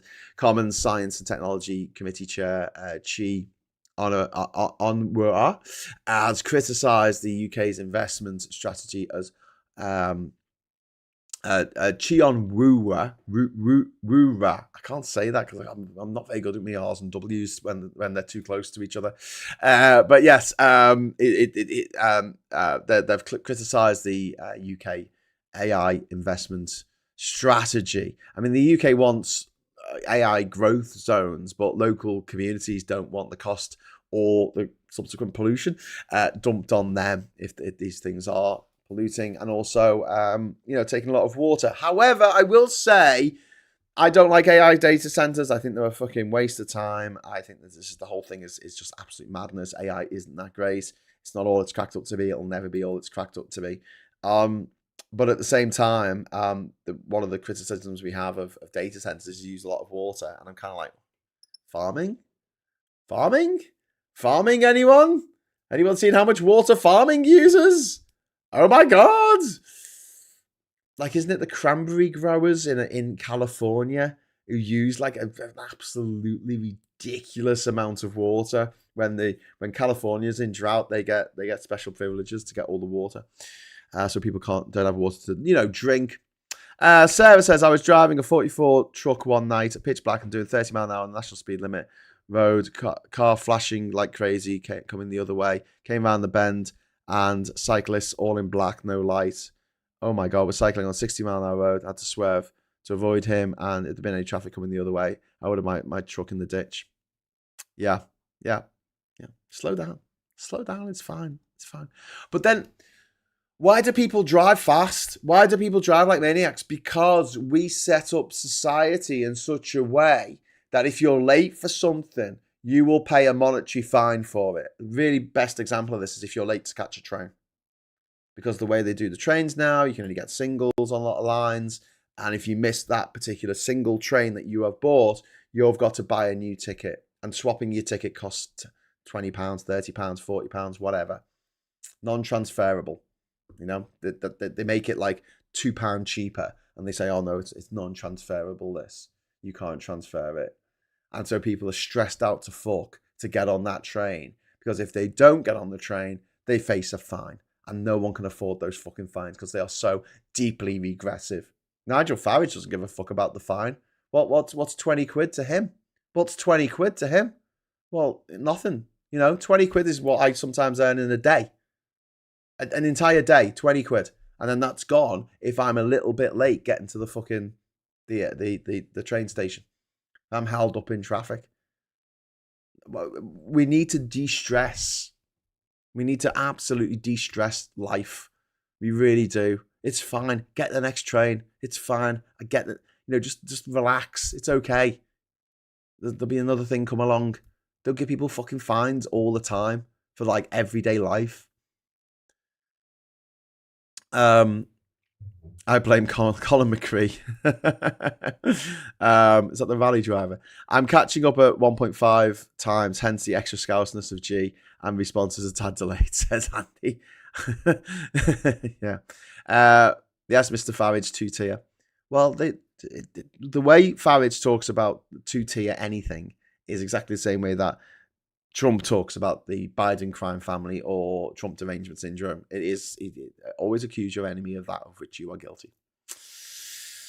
I blame Jeremy Clarkson for turning young drivers into God's best driver, going around the country roads saying power. I always plan extra time, but I find that my commute delays are only 5 to 10 minutes. Yeah. Meanwhile, MPs are saying that student loans were missold under the Tories. The Treasury Select Committee says student loan promotion in England and Wales accounts to mis-selling. MPs criticised materials comparing repayments to mobile phone contracts. They also criticised videos and application material that did not make it clear that loan terms can be changed retrospectively. This row focuses on Plan 2 loans. The repayment threshold is due to be frozen at £29,385 for 3 years from April 2027. Graduates repay 9% of their earnings above that threshold. More than 52,000 people responded to the committee's survey, and more than half of them said they did not understand the terms of the loan when they took the loan out. And the specific charge here is that the people were sold one set of expectations and had the rules change after they borrowed the money, which is a bit fucking disgraceful, because I'm pretty sure if the government tried to change things, the loan companies, that would be the first to complain. You can't do that retrospectively. Well, you did. You changed things retrospectively. Endometriosis, rapid tests for endometriosis. These tests called EndoSure and EndoTest are being made available, rapid tests on England in the NHS in England and Wales. Endometriosis affects about 1 in 10 women of reproductive age. Diagnosis in the UK takes an average of 9 years and 4 months. Because women go to the doctor and say, I have this pain, and the doctor says, it's just your period. Take some aspirin. Bye-bye. For women from ethnically diverse communities, the average is 11 years. This is sexism, absolute sexism and misogyny, and a bit of good old-fashioned racism as well. Bad old-fashioned racism, I should say. And this new test uses a saliva sample to look like for microRNA markers, and it can give results in 45 minutes, which is a bit of an improvement on 9 years and 4 months. I think we can all agree. And the NICE has approved the test for 3-year evidence gathering rollout. And this is really, really good news. This is really good news. Okay, meanwhile, EasyJet being taken over by Castlelake, a US investment firm. The deal values the airline at £5.5 billion. The offer is £6.90 a share. That is a 93% premium to England's EasyJet's share price before Castlelake's interest becomes public. The deal would make EasyJet private. They've previously rejected a lower proposal of £4.93 billion. And Castlelake has until the 3rd of August to make a firm offer. I don't really want a US investment firm owning EasyJet. They're bad enough as it is. EU ownership rules are a potential issue because airlines operating in the bloc must be majority owned and controlled by EU nationals. Wouldn't that be a great rule in the UK? Hey? How about our media has to be fucking majority owned and controlled by UK nationals? Wouldn't that be nice? Let's do that. Who live here? Who fucking live here? And you got to live, maybe it can be like 3 months on, 3 months off. You got to spend at least 3 months of every 6 months in this country. Or, I don't know, just don't own a newspaper. There's your choices there. But yeah, another undervalued London-listed company is attracting foreign buyers. And we're going to find out what happens to a major low-cost European airline when it goes private. What they'll probably do is they'll probably pay off the loan like they did with Debenhams. They'll load the debt for their money that they bought the company with. They'll load the company up with that debt. So they'll get the company to pay for its own buyout by some Yanks. And then they'll just drive the product into the ground like they did with, Toys R Us and Woolworths and fucking CNA and TJ Smith or whatever the fuck they called it. TG Jones, which was WA Smith became. And it's just, yeah, they make a lot of money out of it though. So, they get to buy a bigger yacht next year.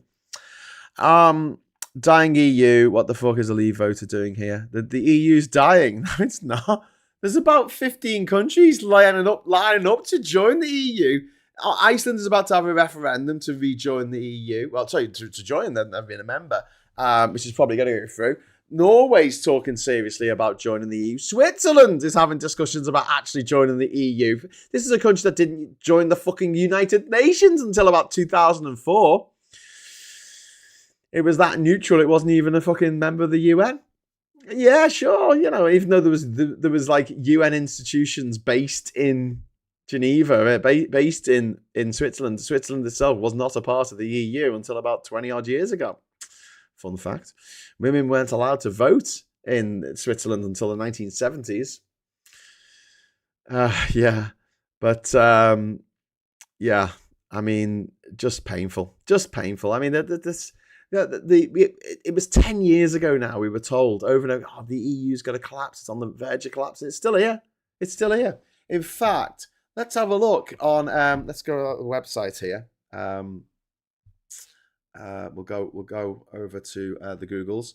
Let's go to has the. Oh, hang on. Why does it say Hughes of the World? I've gone to the wrong thing. Why did I go to Hughes of the World there? That wasn't the right thing to go to. Let's type in, what are we doing here? We're going to, sorry, give me a moment. Has the EU collapsed yet? .com. Okay, let's go to here. Let's go to, has the EU, no, it hasn't. It hasn't. 69 years since the Treaty of Rome was signed. It's still here. Oh, that's nice. That's a lovely website. Were you told it was about to collapse? You were lied to. So there you go. That's has the EU collapsed yet.com. That's some mad bastards put together. Just in case someone says, yeah, it's going to collapse. It's falling apart. No. Yeah. All right. Just a hypothetical, but what if Fromage is getting angry, not because he can't answer the 5 million question, because the fact that Harbon now knows his crypto money was spent on a property portfolio? I don't think Harbon gives a fuck. Harbon just loves to interfere in politics. He interfered in our 2019 election from Thailand, so he was probably balls deep in some, good time girl over in Bangkok, in Patpong in Bangkok, in some grubby little fucking upper room above one of the clubs there, and he's on the phone to Boris Johnson, who's also balls deep in some miserable Russian hooker from fucking Vladivostok, who went to a bunga bunga party in the Italian Alps, or whatever the fuck it is, the Dolomites, with his KGB friends, and they were having a little conversation with Nigel Farage, who was standing on a beach somewhere in Kent, pointing at boats, because that's what he does. He points at boats, and Christopher Harbon organised Nigel Farage to step down MPs in Tory leading areas, in Tory leading constituencies across the country, so that the Tories could get a majority in the 2019 election. Christopher Harbon facilitated that with a massive bribe to both Farage and to Boris Johnson. So that happened. What in hell, Johnson? Well, yeah. I'm not sure Graham is using diplomacy. I'm not used to Graham. I'm not used to Graham using diplomacy. What? I never use diplomacy. Didn't Switzerland speak out against Trump for the first time since way back? I don't know. Maybe they did. But there's a point where you get so neutral that you're not neutral anymore. Like the Nazi gold that the Swiss amassed and kept at the end of the war. It's not very neutral, is it? How can the EU collapse under energy stress when the grid is the strongest and most stable it's ever been? Well, I don't think the EU's collapsing anytime soon. Let's put it that way, because it's a good idea. And even the Nazis of the AfD and the National fucking Front, or National Rally, whatever they call themselves these days, even those, they don't want to leave. The far right in Italy don't want to leave the EU because they saw what happened to the UK. We were told 10 years ago we were going to be the first domino, and then all the EU is going to collapse. Give that gangster president, that murdering, raping gangster president, Vladimir Putin, everything he wants. Give him everything he wants. We love him so much. Give him everything he wants. But yeah, Iceland is having a referendum on whether or not to resume discussions with the EU, and they're already in Schengen. Yep. Anyway, there's a living Leave voter. Bloody hell. They must have a healthy lifestyle. What was the war like? Anyway, so should we go into the papers? Oh, hang on. No. I've got a few more stories to do. Hang on. Reuters is reporting that Britain's bond market could limit what Andy Burnham can do as MP. He may inherit a £4.7 billion defense funding gap. 10-year gilt yields remain under pressure because of inflation, debt, and the lingering memory of the Truss mini budget. It's a poison pill that she put into our economy that's still, reaping dividends for no one except people who make lots of money out of this kind of thing. Around 25% of UK debt is linked to inflation, and debt interest is projected to outpace the defence budget by next year. And investors are watching Burnham's policy direction and his choice of Chancellor. Burnham can promise a reset. The hard part is paying for it without triggering the market panic that Britain still remembers from Truss. So we will see. Marine Le Pen. We're going to find out about Marine Le Pen in a little bit. I don't know if it's been announced yet, but we're going to find out whether she's going to be able to run again as president of France. It's an appeals court in Paris. She was given a 5-year ban from public office in March 2025. The conviction was for embezzling more than €4 million from the European Parliament. She denies wrongdoing and has appealed, but if the ban stands, she'll be blocked from running for president in 2027. Good. Meanwhile, Jordan Bardella would likely replace her as a National Rally candidate. The court could uphold the conviction. They could reduce it. They could overturn it. There's a lot of things they could do. Le Pen said that she would not wait through a long further appeal process before deciding whether to run. And this case could reshape French politics, with the French political race. And I do find it really fucking rum that the left constantly obsess over something that a politician said 17 years ago in a radio interview. Meanwhile, on the right, these fuckers like Farage and Trump and Le Pen are embezzling millions, not declaring it, doing all these dodgy deals. Trump has made $2.2 billion that we know of while he's been president, just for over a year. He's made so much money. Made more money than some countries earn in a fucking year, This could really, this is just another case of the right do not give a fuck about the moral integrity of their representatives. And I'm not saying that left should stop giving a shit about it, but for God's sake, can we give less of a shit about it? Does it matter as much, I've seen some real mad fucking hatreds coming towards Andy Burnham. He's not even fucking Prime Minister yet. But people aren't even prepared to give him a chance on the left. They're like, fuck him. He was part of Blair's government and he voted for the invasion of Iraq like fucking 23 years ago. That bastard. I'll never forgive him. And it's like, Jesus Christ, can we just stop and pause and just think of it this way, right?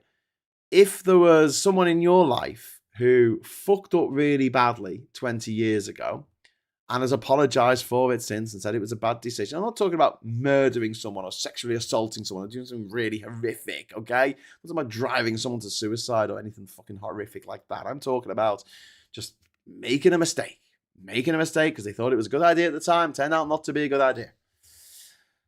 And then still holding that person to that 23 years later, while at the same time, the right are just having these fucking monsters who will steal anything, steal big, steal little, they don't give a fuck.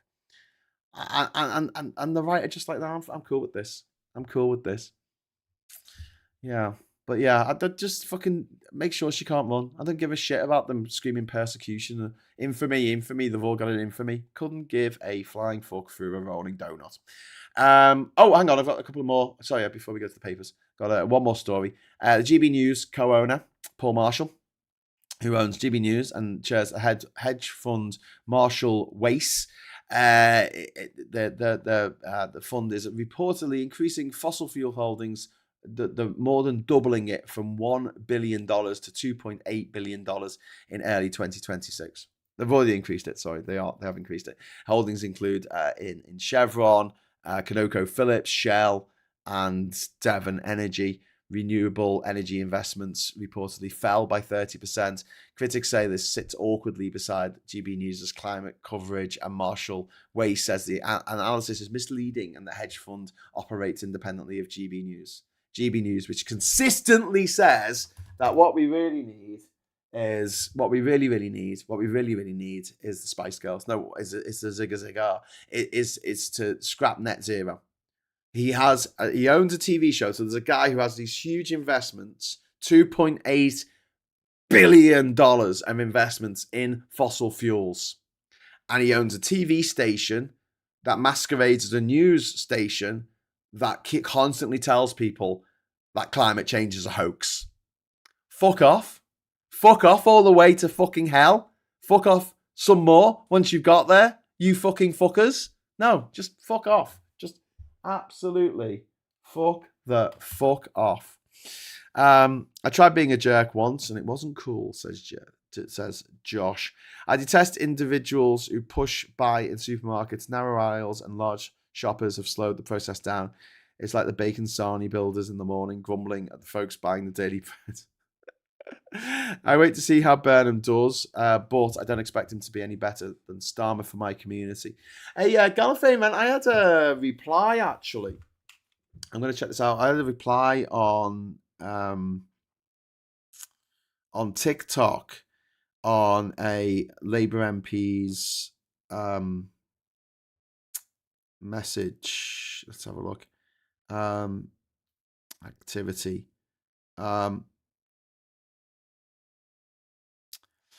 So yeah, Sarah Niblett, MP, who is a member of the LGBT community, and she put up a video of her talking, criticising she's a Labour MP, criticising the guidance and saying she's fighting against it. She's one of the signatories of the early day motion against this stupid fucking guidance.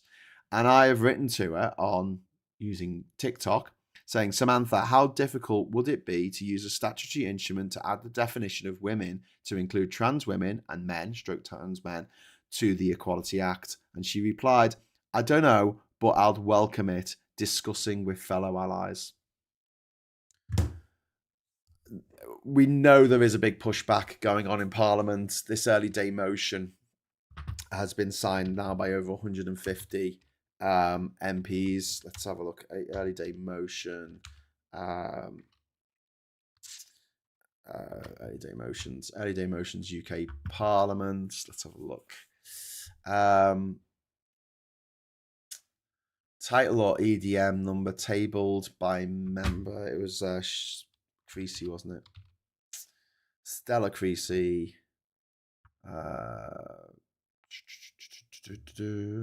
Search. Miss Stella Creasy. Status. Oh, okay. No, she's not the member who tabled it. Damn it. Title. Okay, you can do a search on the title. Okay. Trans guidance.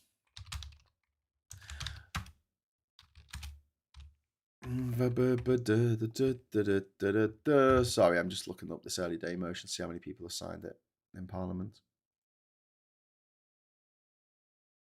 When you're ready. When you're ready. Oh, for God's sake.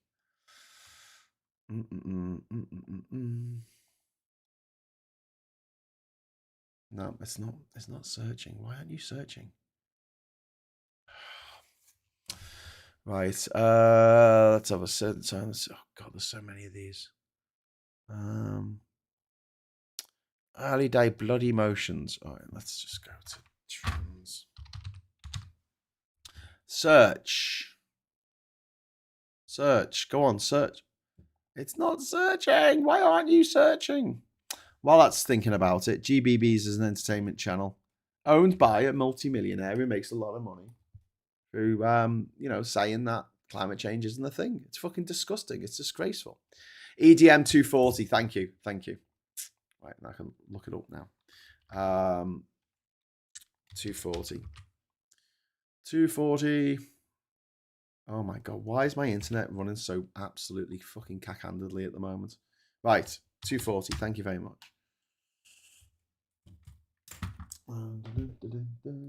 Most early day motions have a narrow number of people who actually sign them, like 12 or something. So to have one that is being signed by so many people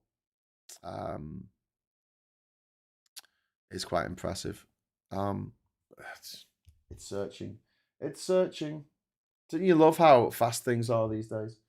I'm going to put BBC Parliament on because the news does not want to news. Here we go. Oh, it was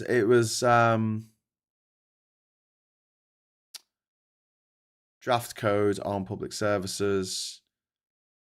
Draft code. Oh no, it's taking me to Nadia Whittam's thing here.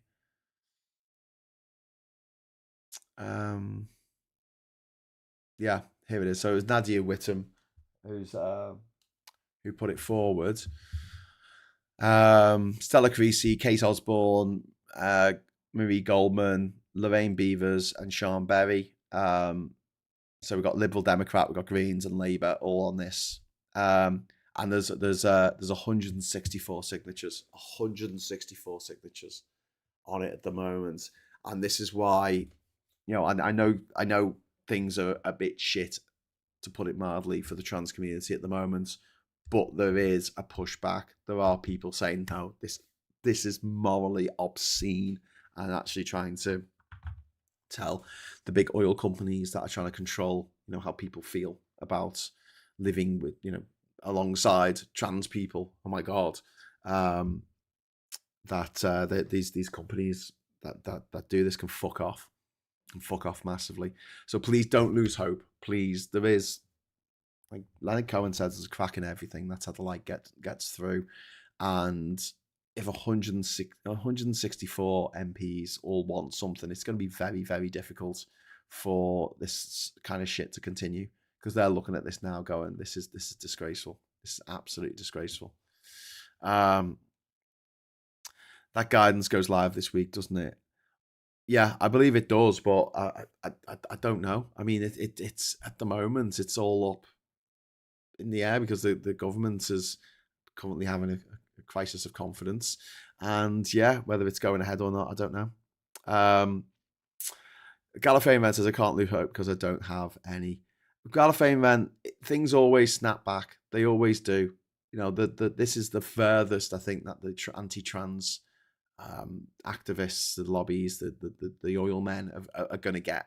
This is as far as they're going to get. This is as bad as it's going to get. And I know it's fucking shit, but there has been a significant pushback against what these motherfuckers are doing. Not enough, granted. Pride Month came and went without people really fucking kicking off about this guidance. And I think they really should have done. I think we should have done. Unfortunately, I don't have as much power and sway to make things kick off as Tommy Ten Names or Nigel Farage. Not saying that we need violence necessarily, but massive fucking protests would be a start. But yeah, Thursday the 9th. It's just ridiculous. But Thursday the 9th, everyone just start putting in fucking legal proceedings. Everyone, especially if you're trans. Just anywhere. Just say they didn't provide me with a toilet. You breached my human rights by not providing a toilet.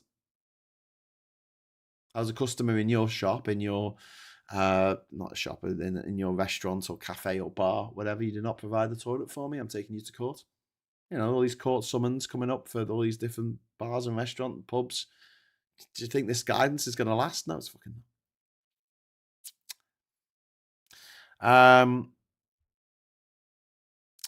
Miss Elby, I'm planning my way out. It's horrific living here as a trans person, says Miss Elby. That's completely understandable. That's completely understandable. One of the things that I always feel like there is this sort of onus on trans people to sort this shit out, when it wasn't trans people who created this problem. It was anti-trans people, and it's not necessarily trans people who should be digging us out of this problem. It should be trans allies who are coming on side to say trans community have done nothing wrong. It's like they're making their way down the LGBTQ list. First they went for the plus, then the Q, now they're at the T. Yeah, Sean. Well, I mean, J.K. Rowling had a pop at fucking asexual people a while ago. Asexual people. Yeah, just what? Did you wake up in the middle of the night and think, "Oh my god, asexual people exist"? Ah! The woman's a fucking crank. She's an absolute fucking crank. But yeah, I've got friends who are talking about or are actually leaving the country because of this. Isn't it funny how whenever they talk about taxing the rich, they don't tax the rich, they'll leave. And it's like, okay, well, if we had a fucking wealth tax, if we had a land value tax, it was a better idea than the wealth taxes can't move. If we had a land value tax, we'll just let them go. But you hardly ever see someone say, "Oh, let's not be horrible to trans people because they'll leave." Let's not be horrible to immigrants because they'll leave. No one ever thinks that, do they? It's only the rich. Although, don't leave, rich people. That money's trickling down. Yeah. Trans people do die. It's driving people to suicide. Yeah. You're right. Suicide by trans caused by the hate will be high. Well, it already was. This is one of the most horrific things as well. There's a study in America that showed over 50% of trans youth in America had either taken themselves out or attempted to take themselves out. Over 50%. It's horrific. It's absolutely horrific. People need our help and support and love and understanding. And people haven't committed a fucking crime. What is the fucking problem? What is the problem? And this whole thing, like, what about the kids? What about the kids? They're getting medicalized. No, they're not. But puberty blockers isn't being medicalized. It's just stopping puberty. That's all. You stop taking it. You go through puberty. It's as simple as that. Anyway, I'm just looking at some other messages that I've got. Talking about Farage having his little meltdown. Phil saying he doesn't think Farage would lose his by-election, but he's definitely losing confidence. Yeah.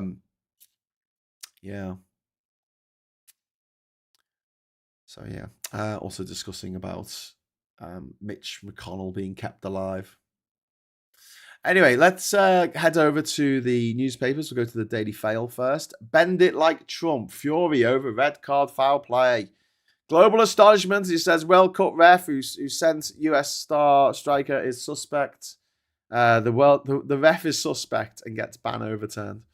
And we've got Prince Harry there. Got the inside story about Prince Harry, which is a lot of fun. And what's happened here? Am I going mad? I've lost all my cocks. I was going to draw a cock on here, but I've disappeared. Where have they gone? Come back, cocks. My cock. There's a cock. No, he's the wrong cock. Go away, Keir Starmer. Brian Badondi. Go away, Brian Badondi. The marbles. Get the marbles. I'm a bit sad about that. I don't know why. I don't know where my cocks have gone. Sad face. I drew some really nice cocks, and I was going to put one into Harry's mouth there. Oh, don't know what's happened there. Might have to just go and find them. I think I'm going to have to find them. I can't let that picture go, can I? Without a little drawing, a funny little drawing. Oh, disappeared. They've all disappeared. I had it yesterday, didn't I? Didn't I? They were there yesterday. Where have they gone? Bit sad about that. Sorry, they disappeared. They seem to have disappeared off my computer. Maybe someone came along and like deleted them in the night. Oh, that's sad. That's very sad. No, they're just not there. They are just not there. Someone's taken them away. What the fuck? Oh well, never mind. Okay, well we're gonna have to go cockless. Just imagine there's a yellow cock that's been drawn really badly, going into the gob of Saint Fucking Harry or whoever the fuck that is. Right, let's go back. Okay, we've got the Times. Oh God, Anima Cox. Look at that. You could just do another one in his mouth. Men, should you wear shorts at work? I'm going to say this as gently as possible. Fuck no. No. Just no. Okay, please listen to me, okay? If you are fortunate enough to not have a particularly strong regional accent, right? Do not put yourself in the... And you're a man. You're not a woman. You're not an ethnic minority. You don't have a strong regional accent. Don't make people in the room disrespect you because you're wearing shorts. Okay? Because no one's going to listen to you. If you're wearing shorts, no one's going to think you're taking it seriously. Simple as that. Simple as that. Just don't do it. Just don't do it. I'm not wearing shorts doing this because I want you to listen to what I'm saying and take it on board.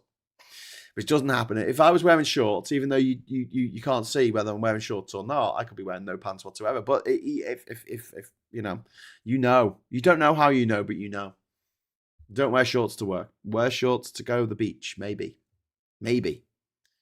But yeah. Oh, why are people fighting in the chat? Please stop fighting in the chat, everyone. I don't want there to be any fighting in the chat. Can you stop that, please? Or we will mute people fighting. What's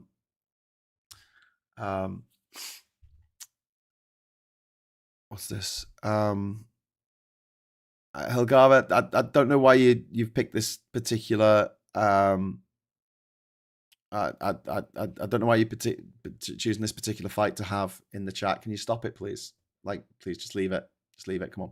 We're talking about something else. We're talking about shorts now. Yeah, the left getting bogged down in semantics. Well, actually, technically, it's not entirely true. Please don't do that. Just don't. All right. And blah blah CW. Please don't be telling people to fuck off in the chat. Please don't do that. Okay. Just calm down. All right. What about a kilt? Oh no, I'll take someone seriously in a kilt. Absolutely. Wear a kilt as long as you got a spot on. But yeah, definitely kilts. Kilts all day long. Shorts, no. Definitely not.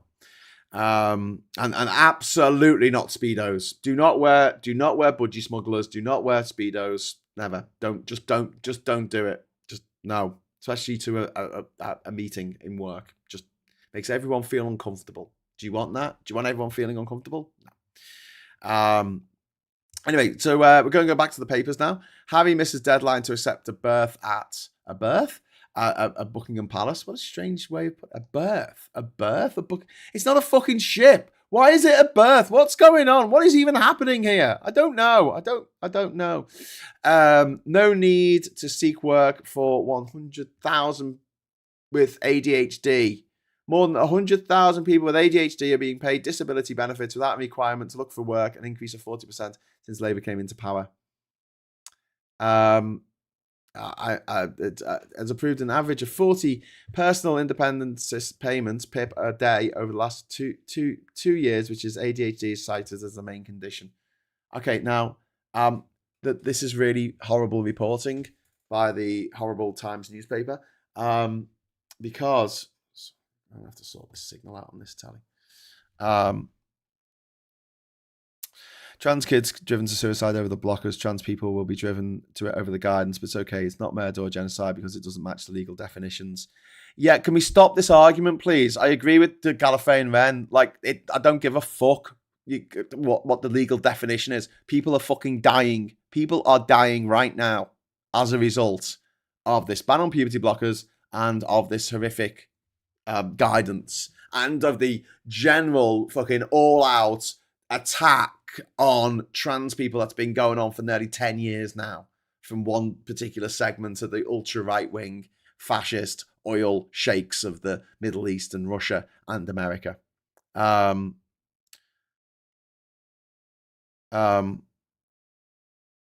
Hilgar, please just leave it. Please just leave it. Honestly, it's one of the things that irritates me the most about us on the left, something that we do all the time. And I'm going to fucking burst into tears if you don't stop doing this. I don't give a fuck about the legal fucking definition of something. If people use a word to describe their experience, and that's their experience, and that's how they're feeling right now, we're not in a court of fucking law, okay? We're doing a show. We're doing a live stream. We're having a discussion about it. Do you know what I mean? Like, don't get bogged down in semantics, definitions, legal technicalities. It doesn't make anyone happy, you know? Anyway, yeah, Gallifreyan Men's going for a walk. Okay. All right. Love you. Love you, Gallifreyan Men. Take care. Yeah. Where was I? My Grimfang, exactly. My partner wears shorts in this weather for work. It's too hot.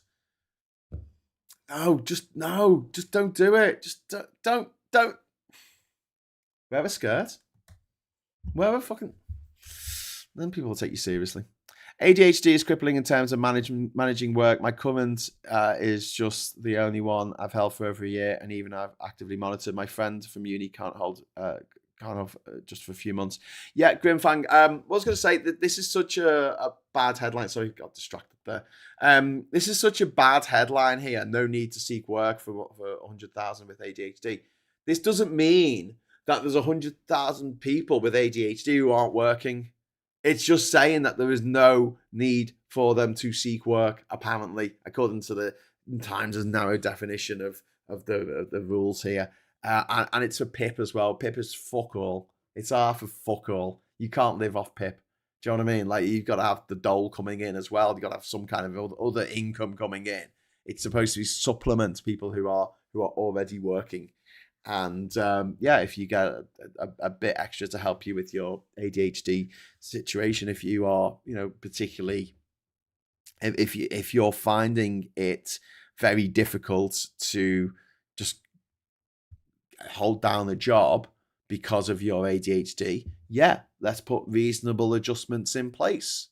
But the way this is reported is part of a concerted campaign by the right-wing twats who run everything in this country to make ADHD is just a joke diagnosis. Autism is just a joke diagnosis. It's not real. It's not a real thing. Back in my day, they were just naughty kids. And I'm willing to have a conversation about the overdiagnosis of ADHD, the fact that there are different levels. It's a spectrum. There are people who are very, very, very ADHD, and it affects everything they do, and they can't function in everyday life because of the ADHD, and they need a lot more help and support than, say, I do.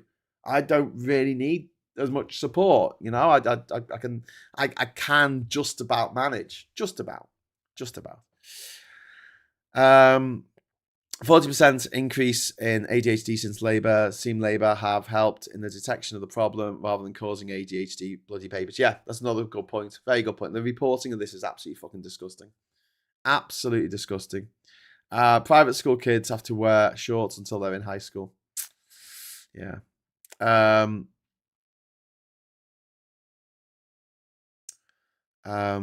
Stop purity testing, says Hilgara. But Hilgara, listen, I feel like you were the one saying, no, you haven't got the technical definition of this correct.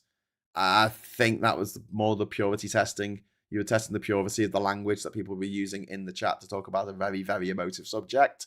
Can you leave it? Like, seriously, I'm going to mute you if you come back on this again. Just leave it. Let's move on. We're talking about something else now. We're talking about ADHD. Kind of appropriately, isn't it? Let's move on to a different topic. What should we talk about? ADHD. Okay. Wealthy parents are frauding ADHD diagnoses to get support for their kids. That is something worth flagging. Hurts those with actual ADHD. So where ADHD is the next target. Andy, they're already a target.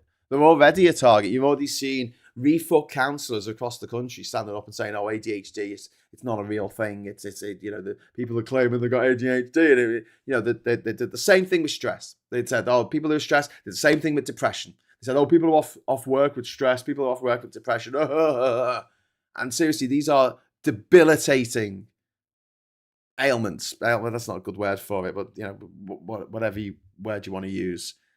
Conditions. That's the word.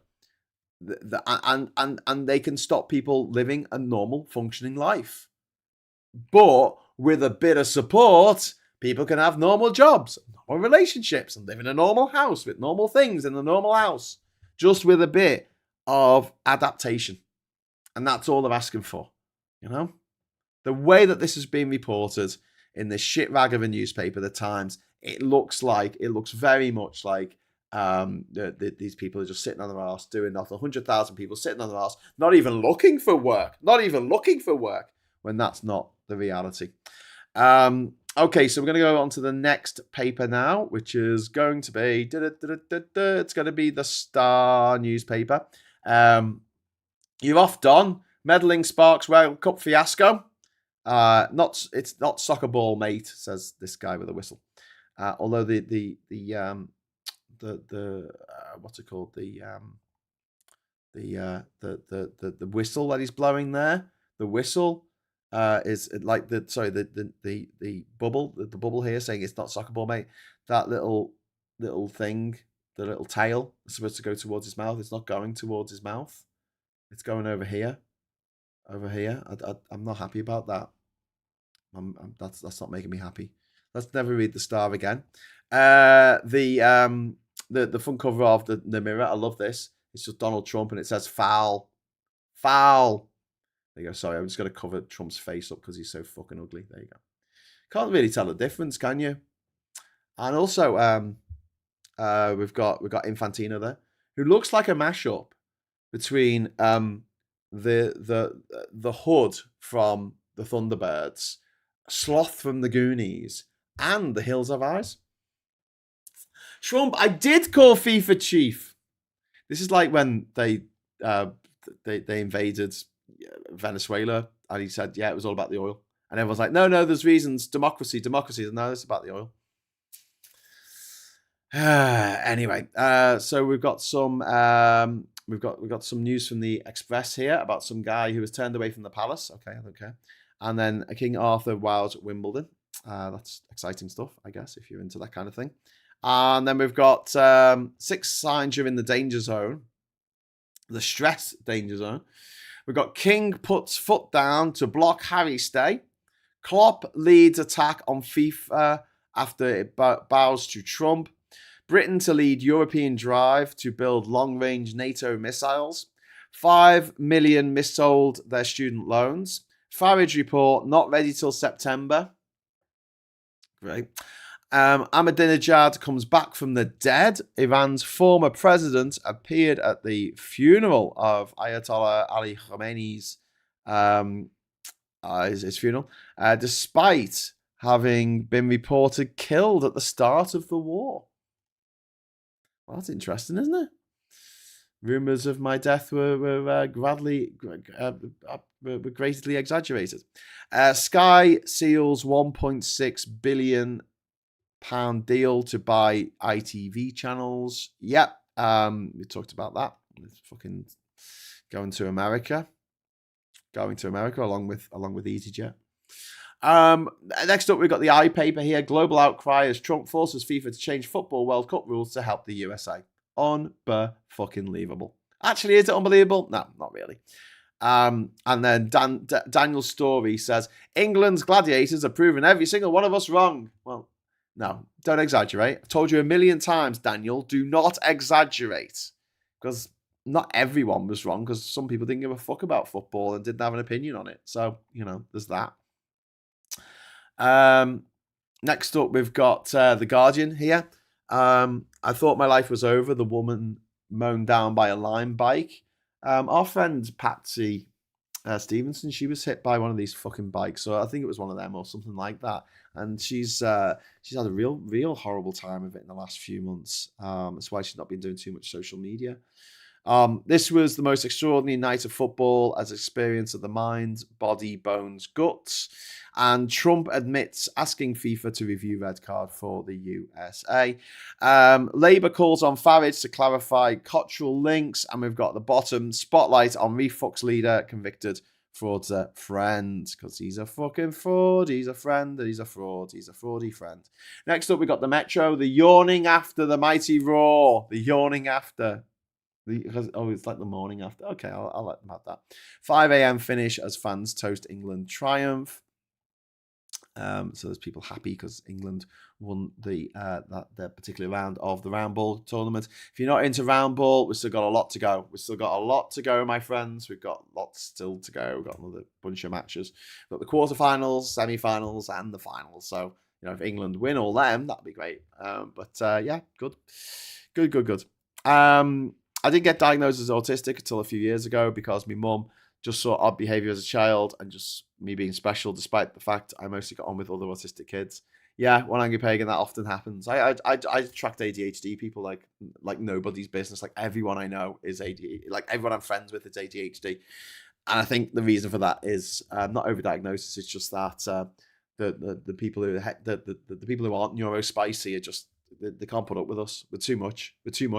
We speak too much about we talk too much about shit. Yeah. Oh yeah, stress itself can be debilitating. Yes. So explain to me how when people are off with stress, the system makes the whole thing more stressful. Why? What? No, it's like someone suffering from a disease, and then the government sends someone around with, I don't know, some where have you got smallpox? Okay, here's some blankets infected with smallpox from the government. What? Why? Anyway, battle in the sky, says Financial Times, will decide course of Ukraine war. Zelensky warns Putin. Kyiv leader hails air power advance. Drones strike deep into Siberia. Attack follows huge Russian raid. We've got the briefing there. Sky strikes deal for ITV. The Treasury split rejected. Prospective Prime Minister Andy Burnham has decided not to go along with aid Andy Haldine's case for splitting the Treasury as part of a radical drive to boost growth. So the Red Treasury is not going to be moved up to Manchester. Berlin in borrowing spree. Germany plans to borrow more than 800 billion euros by 2030. Private credit funds surge. North American direct lending funds that strive to attract large institutional clients raised at least $16 billion in the second quarter as big investors seek to profit from the exodus of retail clients. That's not good news, is it? Hamas loosen Gaza hold. The Palestinian militant group has dissolved its governing arm in the enclave and is poised to hand over the governance to technocrats formed under the terms of a ceasefire deal with Israel. Well, that's a glimmer of good news. If Hamas are out of there, gives Israel one less excuse to commit fucking genocide. Naval tech deal struck. Erdogan rival in court and crosswords and Lex, whatever that is. European outrage as FIFA reverses US strikers ban after Trump intervention. And we've got Cuba's farmers sell up as fuel drought hits harvest. That's really not good news. Sorry, I already did the Metro. And we've got one last story here from the Independent. Starmer intervened to stop FIFA changing England kickoff. PM reveals he had acted to block earlier start, giving players time to adjust to altitude, while UEFA attacks incomprehensible reversal of USA red card following personal demand from Donald Trump. So Keir Starmer intervened to prevent FIFA bringing forward England's kickoff time amid concerns that the change could give World Cup co-host Mexico an unfair advantage. Wow. So there you go. So all these leaders are trying to interfere. We've got also the independent there, David Maddox. Posh George could prove as fatal for Farage as Mandelson was for Starmer. I really hope that he ends up being as fatal. Michael says, I want to talk to my doctor about my mental health and current medication. No point in ringing my surgery. Finding an appointment that isn't 3 to 4 weeks away is almost nearly impossible. I get that. It is very, very difficult, and I'm sorry that it's really hard to get your surgery, finding an appointment, Michael. I don't know what it's like with where you are, but sorry, I'm trying to get the TV to fucking work. It can't get internet. I think it's attached to the wrong internet. I think it's attached itself to the internet, like upstairs or something, rather than one that's in this freaking room. And that's why I keep getting the circle of death. No, Michael, I don't know what the setup is at your GP, but if you haven't tried to book an appointment recently, have a look because they might have changed things. So from us here in Durham where we live, they first of all there's a way of booking appointments online, which comes on at midnight, which is not very helpful. But yeah, at midnight the night before. But also we have phone lines that come on at 8:30 in the morning. And what I do, and this always works, is I type in what's the time to the internet, so I get the seconds going, and I have the number for my surgery on my phone. And as soon as it gets to 58, 8, 29, 58, I press the button. It takes 2 seconds to go through, and I'm one in the queue. And I get an appointment for me or my stepdaughters or whoever needs to go to the doctors. So getting an appointment obviously is different in everyone's GP place, but have a look, see if things have changed, see if you can get an appointment, because waiting 2-3 weeks to see 3 or 4 weeks to see the doctor is insane. But yeah, mental health support in this country is fucking dire, is absolutely fucking dire. All I can say for that is that the sooner you get yourself into the system, the better, essentially. I'm sure you're already waiting to find out, talk to someone. It's absolutely overloaded at the moment, and there's a lot of people. Can you phone for me, Graham Hughes? Pretty Kate Machine. Well, I have to phone for Kat because my partner's deaf, so she can't make the phone calls. So she's got a problem. There's no way of her making an appointment on her own. Although, yeah, like I say, you can get an appointment the night before at midnight. The system, it comes online at midnight, so you can book some appointments then. Well, Diz, I'm literally walking into my NHS mental health appointment and I've consumed 2 weed brownies. I'm very chill. Okay. And what I'm says, what doesn't help was when I get diagnosed, I couldn't be put clearly into one category on the scale. I have symptoms from across the board. Explains a lot for me, though. Yeah, I talked about this with my diagnosis for ADHD. Getting the diagnosis was the best thing. That was great because it allowed me to sort of restructure my life to accommodate for the fact that I'm ADHD and neurospicy. Anyway, so yeah, that's who. Like I've lived on. I'm lucky I live on the street. Next street from a mental health clinic. It's a lottery who gets seen. Yeah, postcode lottery, absolute postcode lottery. So yeah, okay. So that's it for this morning. I've prattled on now for nearly. Well, no, it's 2 hours. I was going to say, but my clock on my timer on my live stream here is only saying 1 hour and 56 minutes. But I realised that we had that problem at the start where we managed to lose signal, so I had to well, I didn't lose signal. My OBS crashed, so I had to bring it back. From the dead. But yeah, listen, take care of yourselves. Thanks for the super chats. We didn't get any super chats towards Boba Fetty. Oh, maybe Boba Fetty's not the draw that he used to be. Oh well, never mind. Anyway, but yeah, if they used to go after the super rich, but they're scared of the media. Yeah. Okay, so look, listen, sending love and hugs out to everyone who needs them right now. It's all a bit shit. It genuinely is. But there are people out there who are fighting for me, fighting for you, fighting for all of us. And I know it can seem overwhelming at times because the forces of evil just seem to be getting away with that absolute murder. But we just need to keep chipping away at them. Keep chipping away. And the bigger they come, the harder they fall. And we need to get these people, the super rich, the mega rich, the billionaires, we need to cut them down to size. And a big way we can do that in this country, and Andy Burnham's talking about this, is to scrap the council taxes and bring in a land value tax, an LVT. It's not going to be easy. It's going to take a few years to put together, but we can use AI to help out with it. But the value of the land is what's important. Yeah, it will mean people will move to other places where the land is not so valuable and sort of, make the land that they go to a little bit more valuable, and where they left, it might go down a little bit. Land value tax. Let's do it. Pete and Cat says, cheers, Graham. Love you all. Oh, that's very kind of you. Thank you. Can't dodge a land value tax. It could be levied via satellite photos. Yeah. And they can't get away with it. I'm going to leave the country. Okay, fine. Sell your land. If you have land in this country, you pay tax on it. That's it. That's the rule.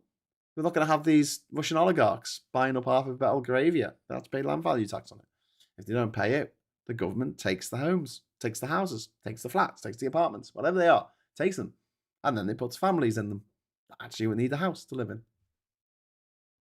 It's all good. It all just works out. All works out in the wash. All works out in the wash. Thank you so much for watching. You've been awesome. And I would like to gentle request this afternoon, maybe, if you're up for it. If you are up for it, I would like to invite you to come and join me for, and Ollie, Bowler Hatman, for Geoscope. We'll be talking about what news stories from around the world from the last week. And before then, I might do some writing this afternoon. So I planned to do some yesterday, but I fell asleep because I was fucking knackered. Yeah, tonight, this afternoon, provided I don't fall asleep, I will be doing a bit more writing on my book. So if you want to join me for that, you're very welcome to. Don't forget, it's ASMR. It's boring as fuck. If you're not interested, then don't expect fireworks. I don't talk too much for a change. You might actually be able to sit down and watch me actually not talk that much, which is a weird thing for me to do. Anyway, before you go, give us a like if you've liked this. Give us a dislike if you haven't. I don't care. But give us a subscribe. If you're not already subscribed, you can join the chat. And hit the bell notification icon so you know when I'm going to go live. But I'm definitely coming on at 7:30 tonight in the run-up to Max's show at 8:30. And until then, I'll say thank you so much for watching. Hello, good evening, welcome, and